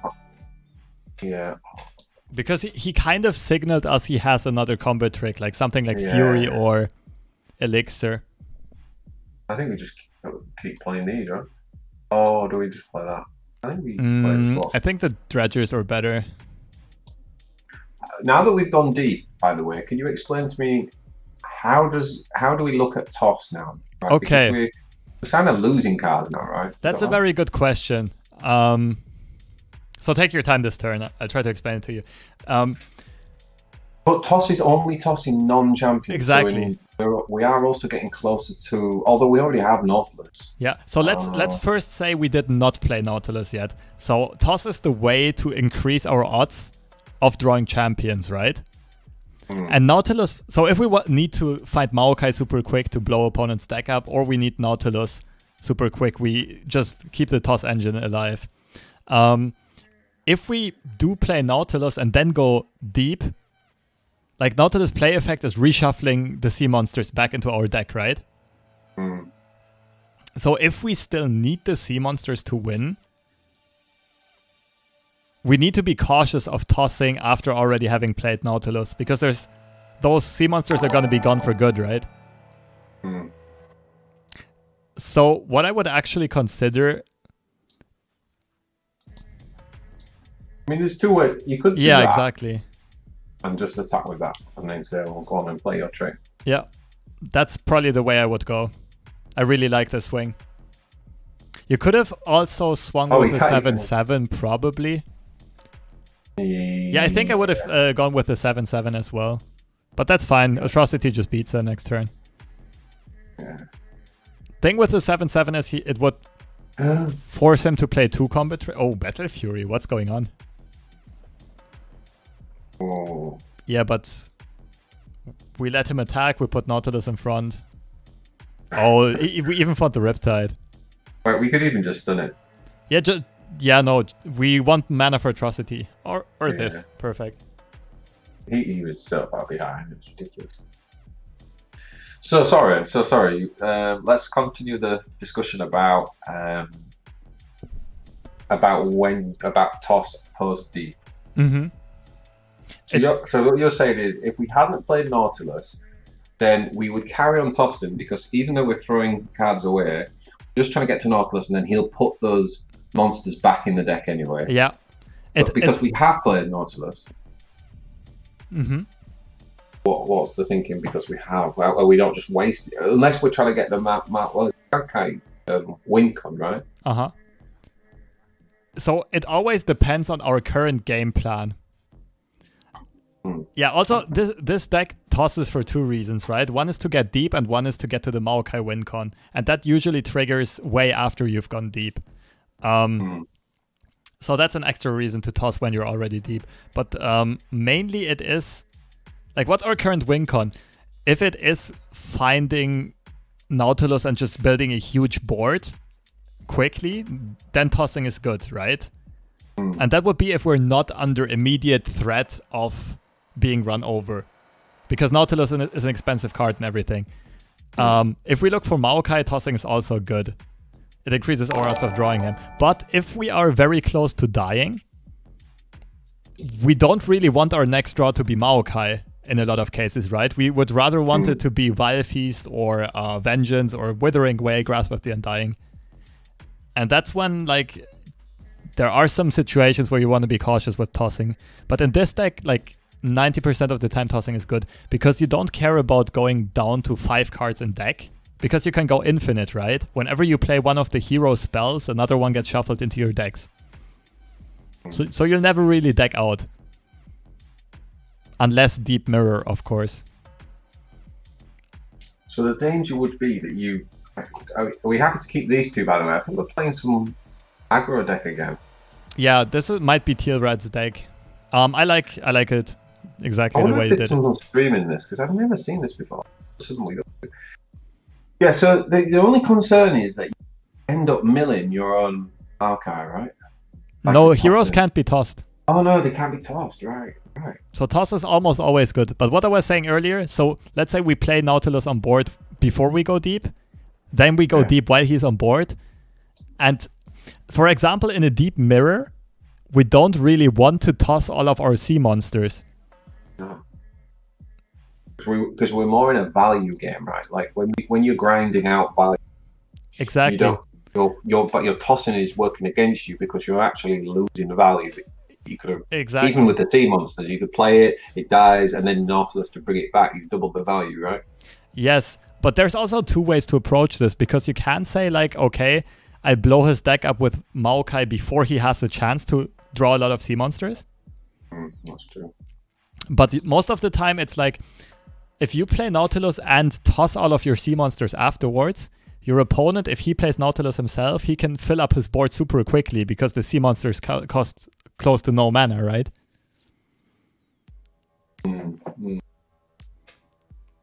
And that's why there are some spots where you have to be cautious with tossing, but like in 80 to 90% of the time, it's a very good mechanic. I'm just wondering whether we have an attack here. But he would just probably... We could also pass. Like, if he passes back, it's a positive for us. He burns more mana than us. He's the faster deck than us. We're ahead on board. This is so... I've really got to get my head around.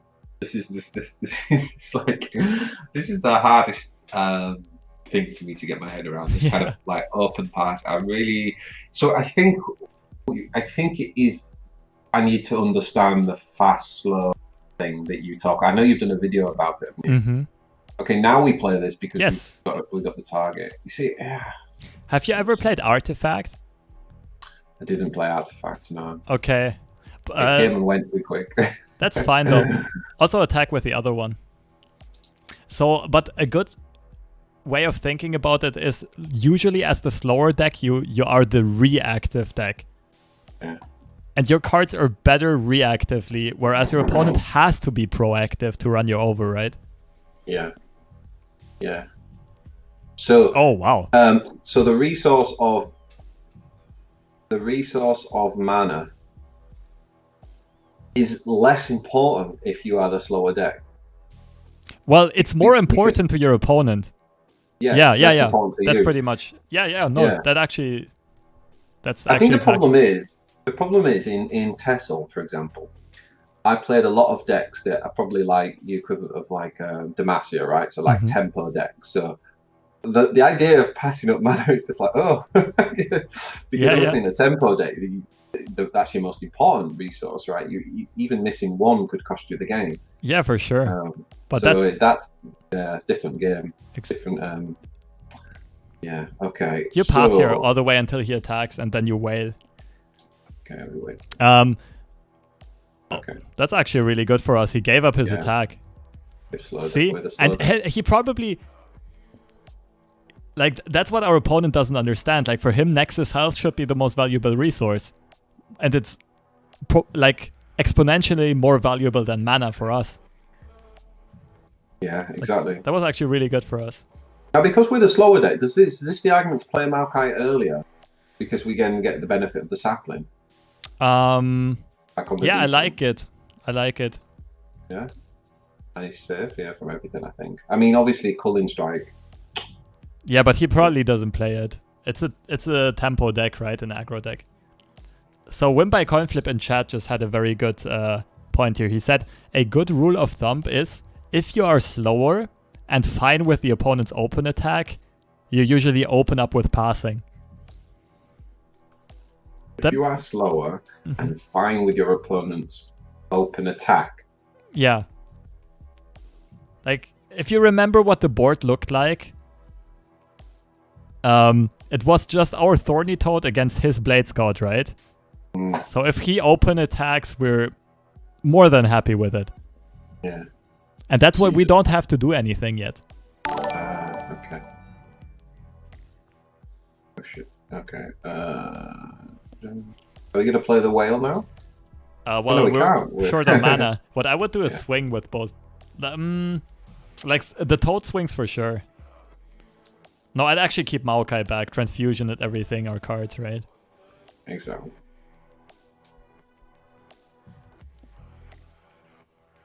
Lolwood. Okay. I'm surprised he didn't bounce the Shadow Assassin. He's probably holding a deny for the whale, it feels like. So this is a position where, again now, if I'm trying to get into the control mind, okay, part of me thinks this is a good opportunity because we're fairly safe to get the cards, but then the other thing is obviously we are thinking about lining up the whale pretty soon, right? So we probably, on balance, we probably just pass. I like passing more. The reason being, like, you need to think of, if I do use this mana now, what does that enable me next turn? We're going to be on 6 mana and 0 spell mana, right? And we're planning on whaling. Wow, that's actually also really good for us. Just to finish the point, we're planning on whaling this turn usually anyway. And we only have 1 mana left, and nothing we can draw would be a better play than whale, and nothing we can draw makes use of the 1 mana, so there's no point in us salvaging yet. So here, there's like 3 lines we can take. I think I would tank it and go Devourer. So skip the ball. Go Devourer. Onto a 2/2. Yep. Force him to have something. Now, this is easily counterable by Transfusion or something, but that only makes our whale better. By the way, on our attack now, even though like Maokai is very, the Nautilus is very tempting, we know that our Nexus health is one of the most important resources, right? So I would probably, like right now, the game plan should be opening up with Dead Bloom Wanderer next turn.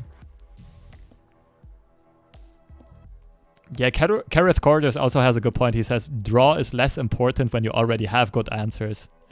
If you already have like the... Yeah, your play for next... so much more. Exactly. Yeah. And there's not really anything better you can find, right?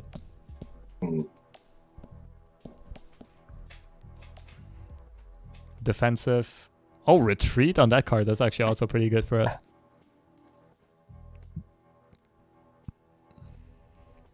It's also it's also that draw point is interesting because it's also the context of the deck you're playing, right? So in my Veimer deck, for example, I take the same one that you took, except for I don't run the Chempunk, I run the Engineer that we both draw a card, because I feel like usually giving your opponent a card is a terrible thing, but I feel like Veimer is so, our synergies are probably better than any other deck. Like, maybe not every deck, but most decks. Like, it's almost, I don't know. I almost feel like we get 1 point. I feel like you get 1.5 card, but maybe that's because you've got the blind bias of just only looking at your own hand and only thinking of it. Yeah, From that perspective. I don't think I agree here, because it makes our worst matchups worse. Because like our worst matchups are like super fast aggro decks. And giving them another draw and extends their reach by a lot. Whereas against aggro decks, we don't care about having 1 more or less card in hand, because we can't play them all anyway. Yep. And we still have mana for 1 of our healing spells. That's really good. We deep yet? No, we're nowhere near. Right. Okay, we're 7 away. Okay, it's not happening this turn. I'm wondering whether we... Wait, okay, no, we've got a challenger here, haven't we? Okay. That's fine. Ooh. Okay, so we challenge the monk, yeah. The monk. I think we have to attack with this. We also probably just attack with this because it's health. If they kill it, and then we also attack with this. Yeah. Yeah, that's it. Yeah, I like it. I think Maokai, keeping him alive due to the for the Zaplinks is really good. And then we want to hold to respond, right? Yeah. Spells. It might be that we're playing this turn. Exactly. Yeah. Way's gonna be much better once he gets his Blade Scouts onto the board. Do they run any Elusives that have 3 health? Only the monk, I think.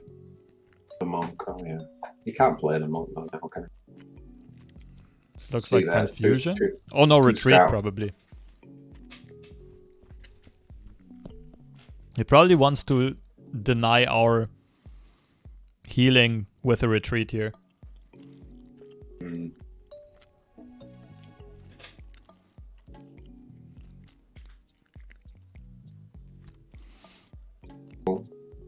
Okay, that's interesting.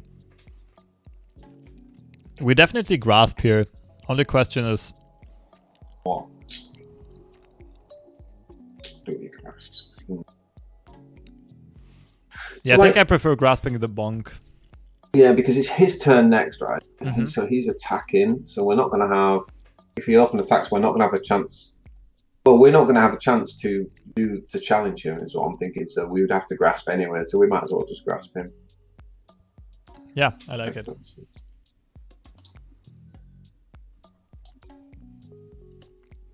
So he only has 2 real cards left in hand. He's gonna draw 2 though. Like 1 from the Shadow Assassin, 1 top deck. He might very well hold Deny. We need to keep that in the back of the mind, but still, like, if he has Deny, he probably just wins.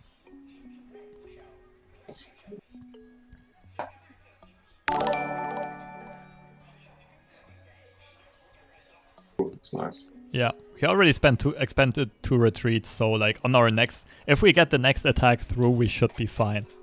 We should be healthy. Can we just Terror the Tides attack next turn? Is that? But we won't go deep next turn yet. Oh, You'd only have 2 fearsome units, right? Oh yeah, sure. It's like we could still do it and try to finish with Atrocity, but that loses to Will and Deny. Yeah, I think he's holding. He's gonna be holding. I think what I forgot that it's only on sea monsters. I was thinking it was every card. It's not. So, so I think we play the Bloom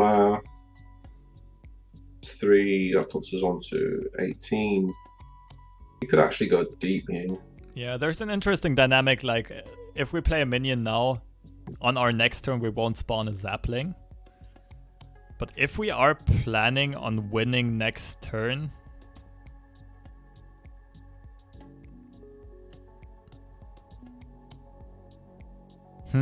it's pretty close. Like, Nautilus is really, I think, because he's at exactly 13 health, right? He doesn't have anything to block Nautilus without expanding Transfusion or something. It's very close. You can go whatever you want. Nautilus or Dead Bloom, they're both good.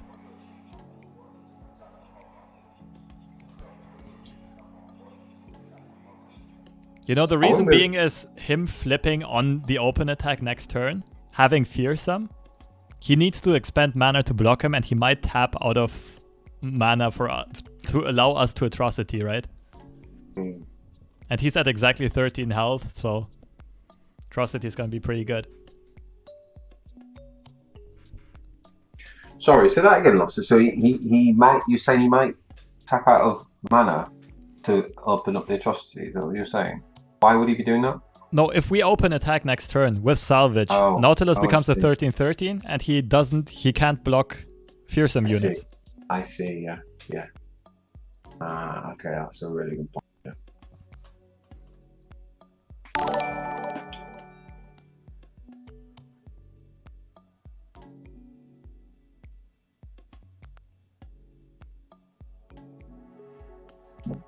So you just got lethal. Not yet.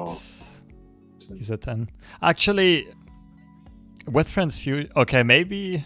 Oh no, we could skip this. Now, the more I think about it, the more I regret the proposition I made to you. Because of Will. Yeah, because it taps out us out of Whale mana this turn. Yeah. Like, it's the greedier play. Okay, that's still fine.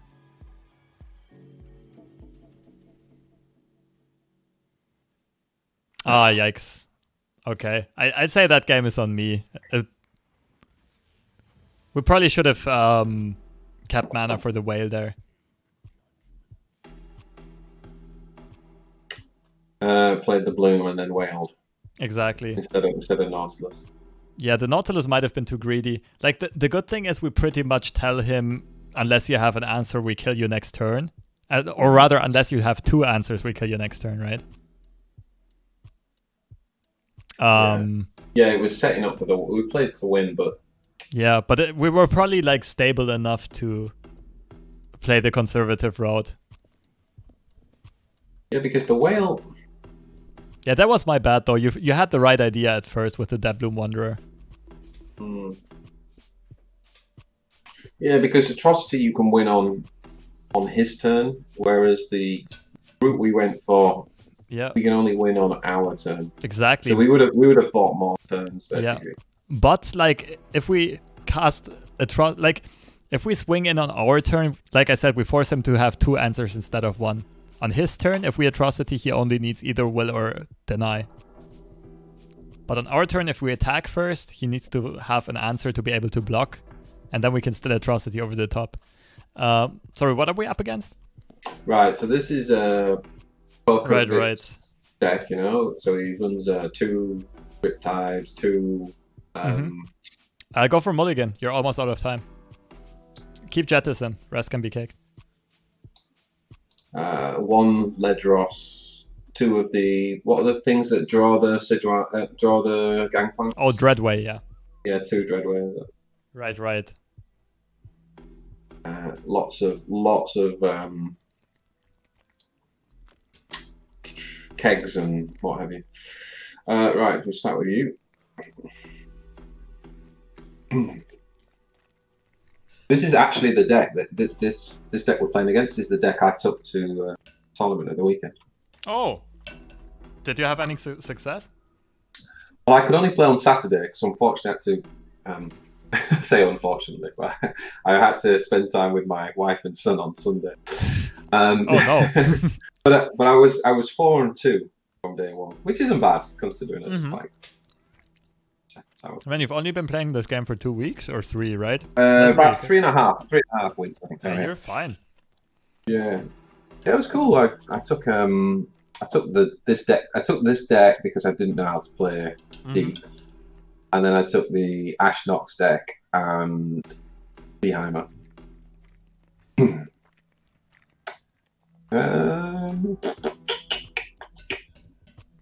We just pass it, right? Oh, we can just open attack. Yep.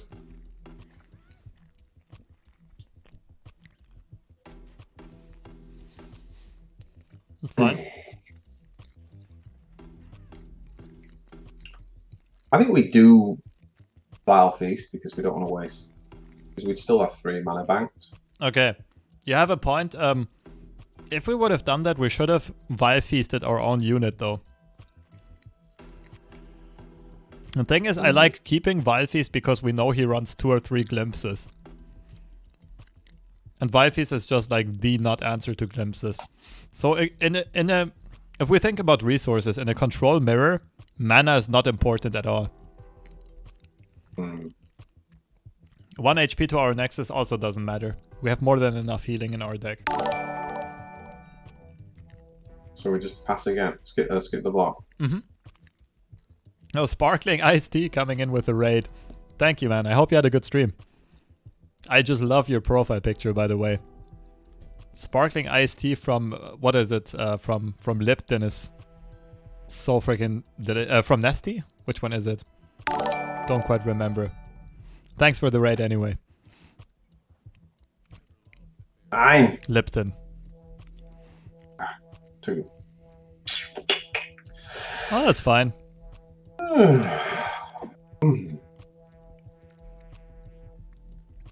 But what I was saying earlier, if he casts Vile Feast on our unit and we cast it, like the difference between us casting it on his spider or casting it on our unit is it's the exact same outcome. It just prevents 1 of Nexus health to him. I think we skipped that, right? Yep. Yeah. And then we play this. I think I like going to deep as soon as possible first before playing that. Because he has a lot of ways of keeping his Twisted Fate alive. Like Grasp or Vile Feast into Make It Rain or stuff like that, right? So I would much rather like to play the Devourers once we're deep. Okay, so we're going to get rid of this. Oh, that's so good. Play the Dredgers first. Always. Play the Dredger or first, like, yeah. In 90% of cases, you want to play the smaller minion first. It gives less information to your opponent. Exactly. And that's why we keep Wild Feast. That's exactly why we keep Wild Feast. Oh yeah, because next turn we play this next turn anyway on the attack, right? Yeah. Yeah. Okay. Cool. And card draw is like amongst the most important resources in a mirror, like in a control mirror. So to be fair though, like this is huge. We could have still done that because we had double Wild Feast. Yeah. But if he plays second glimpse on top. True, also, like, now we have another Wild Feast for his next glimpse, potentially. Yeah. So we're just saving Wild Feast for glimpse, right? Yeah, or for something really important. Like, if he would have played Jaw Hunters himself, we can Wild Feast that, but, like, a 1-1 Spider doesn't do anything in this match.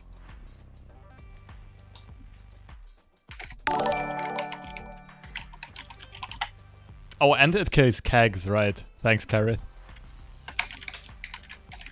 And killing Kegs can be very important, very impactful. Oh yeah, of course.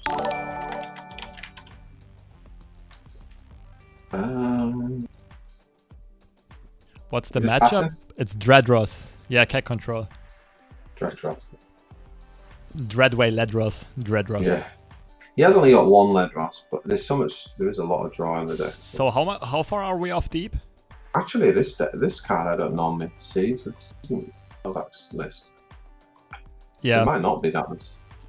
We are 4 off. That's perfect. Deep. Jettison is going to get us deep, but now we have the bait advantage, right? Yeah. Which means now I really like opening up with Devourer onto TF.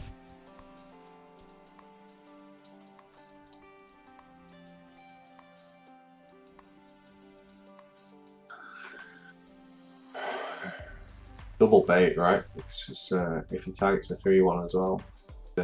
Yeah, exactly. Like if he... What's the QQ spell called? Make it rain? Yeah, make it rain. Yeah. All that. Perfect.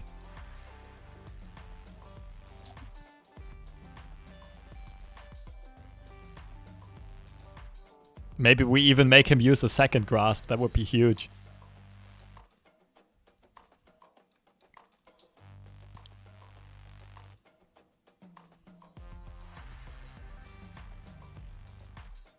And obliterate, basically, it doesn't go into the graveyard, does it? It like literally, the card is gone. Yep, it just gets removed.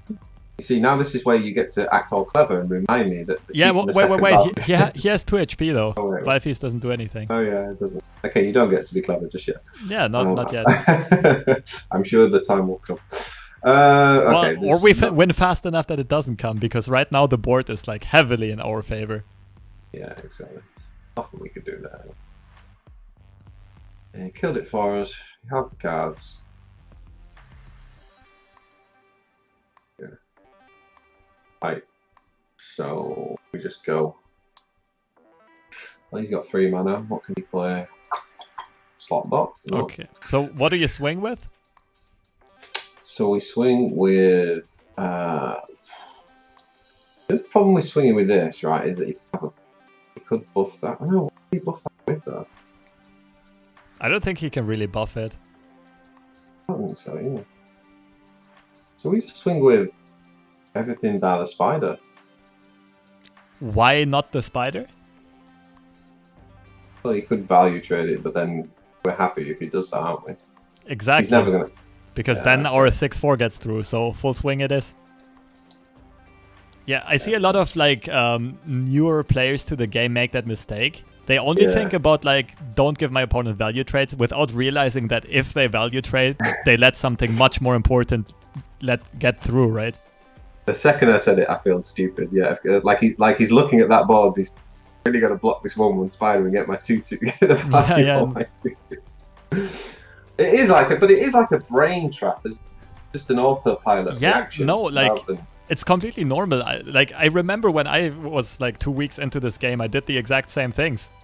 And like, unless you actually take the time to reflect on every play you make, you're not even gonna notice that it is like a teeny tiny mistake. So whoever it was in chat about the Val Feast on the keg, his time might be coming. Yeah, exactly. Like if he plays Twisted Fate red card or something now. We always pass. We always react, right? Yeah, yeah. Yeah.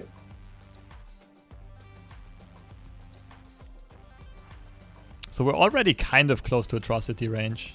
Oh, that's a big girl. That's a big old file feast. I like the Devourer. Onto Gangplank. Yeah, I like that. Now he's gonna try to like Vile Feast your 7/7 or make it rain, and we Vile Feast the keg. And this deck just feels so powerful. It feels powerful playing it, doesn't it? Like you never feel like. I mean, Elusives, I guess, was the one thing that I feel a bit. Kind of but if you play 2 or 3 whales, it's actually Elusives are totally winnable. 2 or 3 whales. Oh, whales, yeah, withering whale. Yeah, and Vile Feast obviously as well. We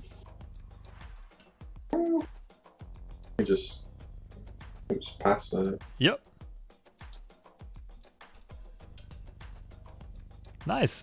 We have a huge advantage here. Yeah, this is looking ridiculous. I mean, we could just drop Terror. I like it.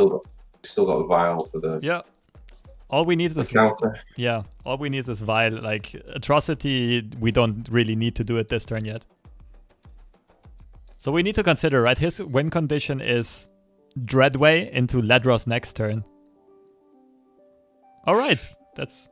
Trust. Oh no, we can't. That's fine. He can't do much anymore this turn. Okay, let's go.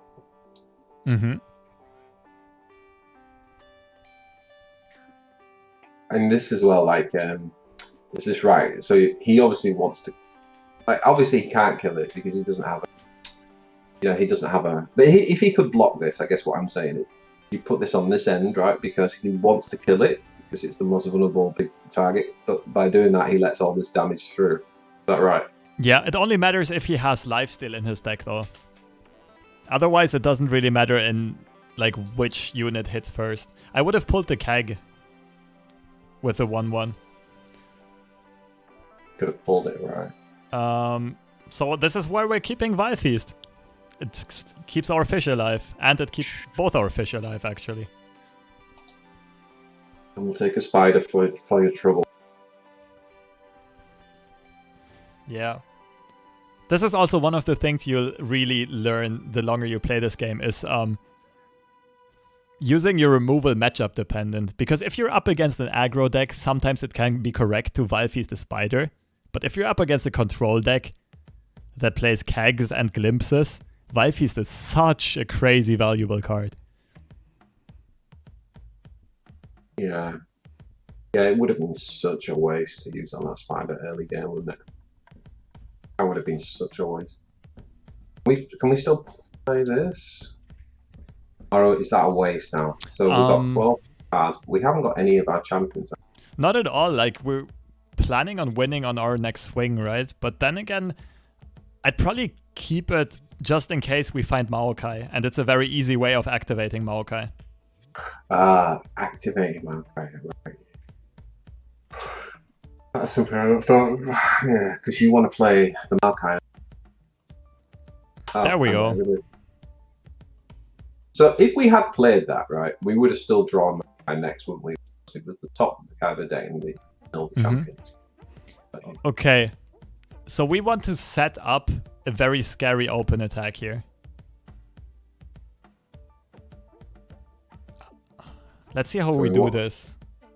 We kind of want to play this and then just have Atrocity open, don't we? Maybe we don't bother with the Maokai, I think. Yeah, but we also have to block the ship, right? We can do that with the 7-2. Actually, we just win this turn. He has 1 mana. His Nexus is on 7 health. Play the fish first, or it doesn't really matter even. On 1 mana, he can't do anything.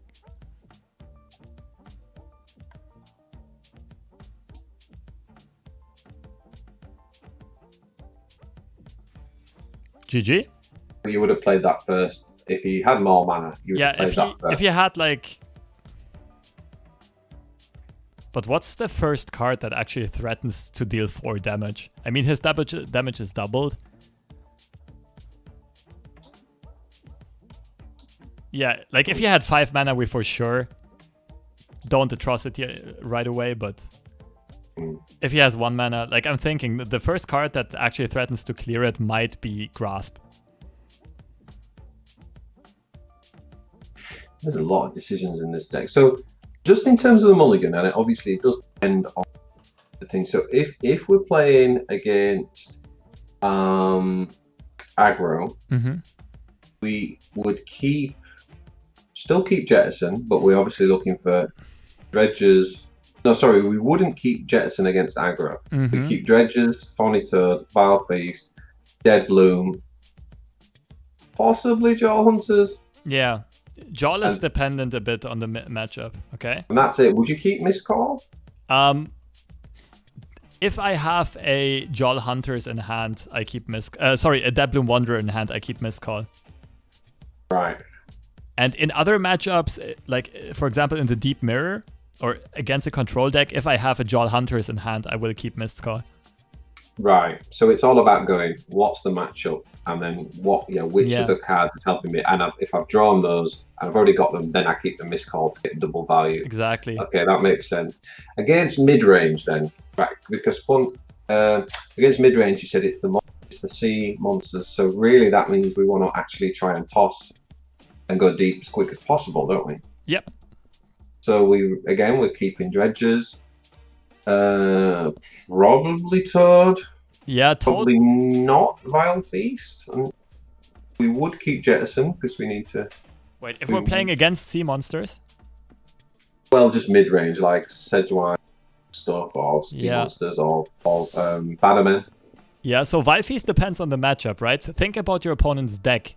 Think about each of their decks and think if they have good 1 HP targets. So the Bannermen have the bloody challenger, don't they? The one challenger. They have challenges and they have barriers. Yes, so you do keep Vile Feast. Yeah. So against, let's say, Ash Nox, the Ash Frostbite deck, do they have any good targets? No, you wouldn't keep Vile Feast against them, would you? Well. Oh, wait a minute. The 5-1. Yeah, exactly. The 5-1. Yeah. So like a one-off Vile Feast is a keep there too. But now let's say you're playing against MF Sejuani. Do they have any 1 HP? Which deck? Excuse me? Which deck are you talking about? Or like some Bilgewater, like let's say MF Sejuani. Oh yeah, like the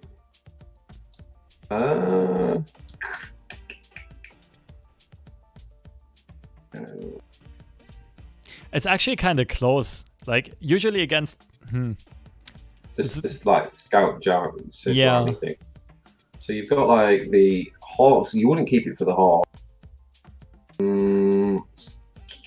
It's probably the kegs. I think they haven't got kegs. They don't even have kegs. It's more like petty officer. No. Yeah.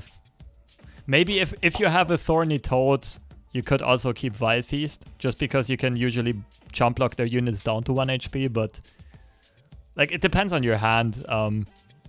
But I would mulligan more aggressively for units against decks that don't run 1 HP units, right? Right. So how high would you keep it? Like for example, we've only got 1 Thresh. So do we keep Thresh against control and mid-range? Yeah, pretty much. Like Thresh, I might even keep against an MF deck that is not super aggressive. Like if you have 1 or 2 early game minions against like MF Sejuani or MF Scouts, you can consider keeping Thresh. If you kick everything except for the Thresh, then you probably kick Thresh as well, though, because you really need those early minions. And what about Maokai? I'm trying to. Which do we keep him in the opening hand against? Against aggro. So against aggro, we would keep Maokai. Against aggro, I wouldn't. You wouldn't. Only if you have like 1 drop and 2 drop or something like that. Mid range. It's quite good for the chump blockers against the big block bodies, isn't it? Maokai, you mean? Yeah, against mid-range, Maokai is usually pretty good. It's a bit rough against Demacia because they have so many challengers and single combat. It's a bit rough against Ash as well due to Culling Strikes, but against most mid-range decks, Maokai is pretty good. But still, Maokai is not as good in your starting hand as the early minions, especially because the more you toss, the more likely you are to draw champions. So you don't really want Maokai in the opening hand. The slower the matchup, the more you want Maokai. That's a good rule of thumb. Oh, right. So against control, you would want him in the opening hand. Yeah, for sure. Without, yeah. See, by the way, if I look at this, if I look at the list right now, I would probably cut one salvage and add one jettison. Put one salvage. Add one jettison. Like, considering the decks we're currently mostly facing as well. Yeah. Like, you never really ran into hand size problems, but sometimes, like, your hands did get clunky and you didn't have mana efficient plays.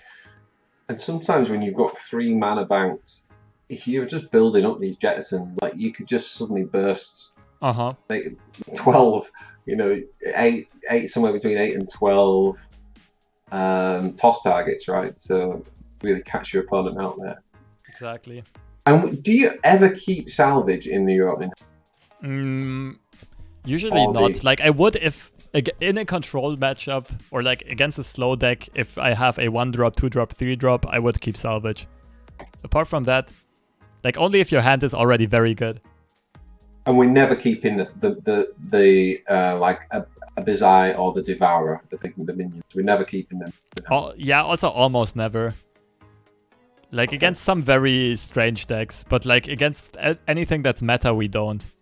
And is there any time on any matchup that you would keep Nautilus in your opening hand? The mirror? You keep it in the mirror. Okay.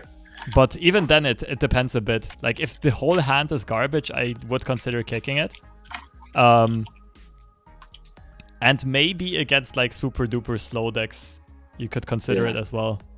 And what is the just I suppose to finish? What are you kind of like the kind of highlight approach, strategy, tips, whatever you want to call it, against in the mirror match? What is it we're looking to achieve, really? Oh, that's actually a good question. But yeah, your main goal is to just toss as fast as possible, because whoever gets deep first usually will have access to either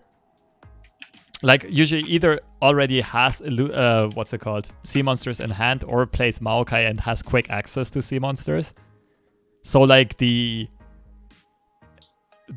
going to deep a little bit faster can snowball insanely well, because it forces your opponent to get like unfavored trades.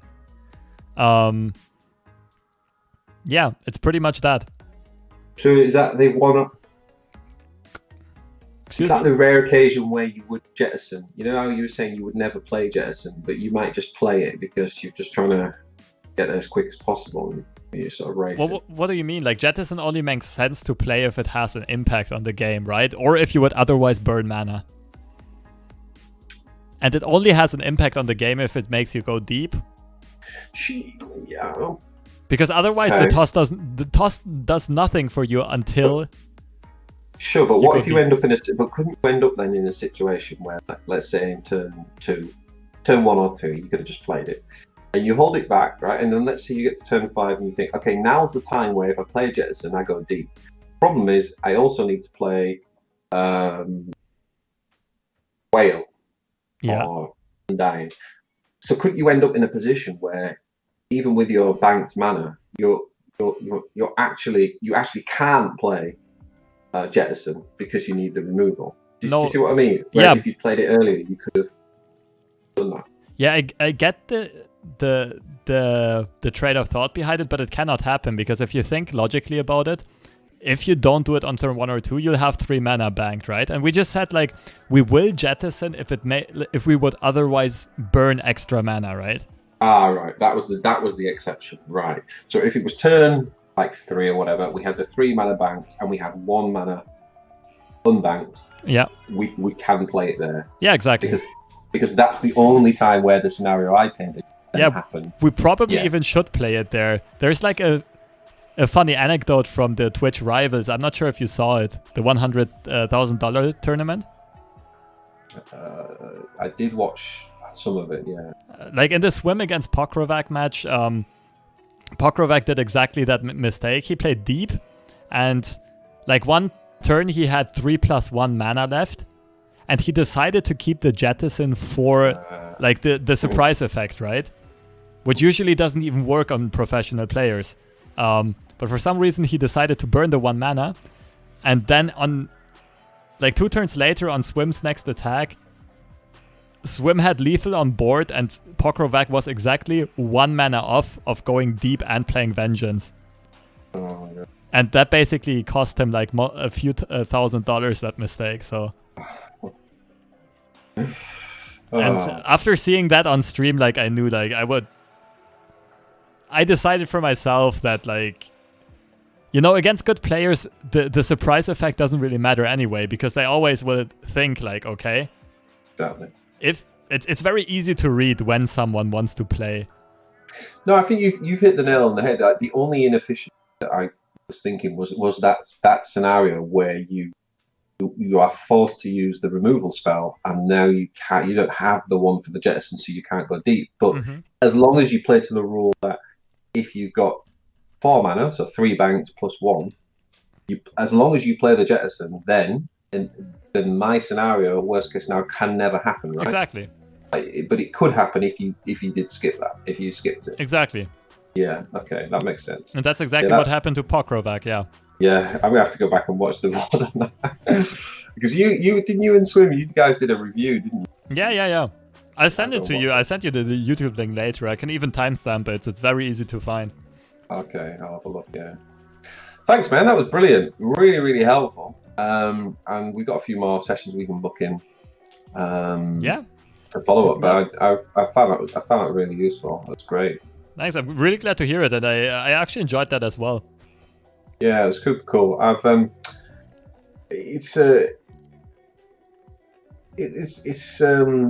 It's one of those where I kind of just want to go back and watch your stream back and listen to, you know what I mean, like to just reflect back and also see what chat was saying. So thanks to guys, if the guys who were contributing to chat come up with some good points as well. So thanks to your chat for that. Yeah, shout out to Twitch chat right here. Shout out to Twitch chat. So yeah, you can just access the VOD like right now if you go to my page, click on my name and then videos, and you can just rewatch the stream broadcast. That's cool. All right, thank you so much. Yeah, I'll be in touch and we'll set up another session. Yeah, see you around. And cool. Yeah, have a good night. Thank you. Take care. You too. Bye-bye. Bye.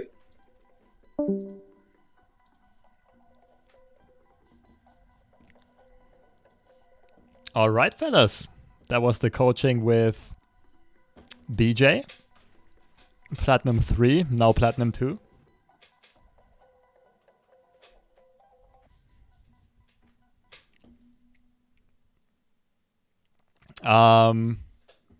Yeah, let's get some games in. What do you guys think? Should we go EU top 100 ladder and try hard a bit? Should we go NA ladder and meme a bit? Or should we do expeditions? I'll let you guys decide, chat.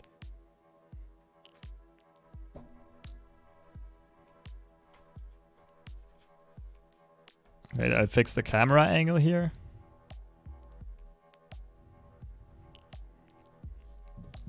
Alright, is one of the mods capable of doing a proper poll? Because I'm getting a very mixed... Okay, wait, let me try to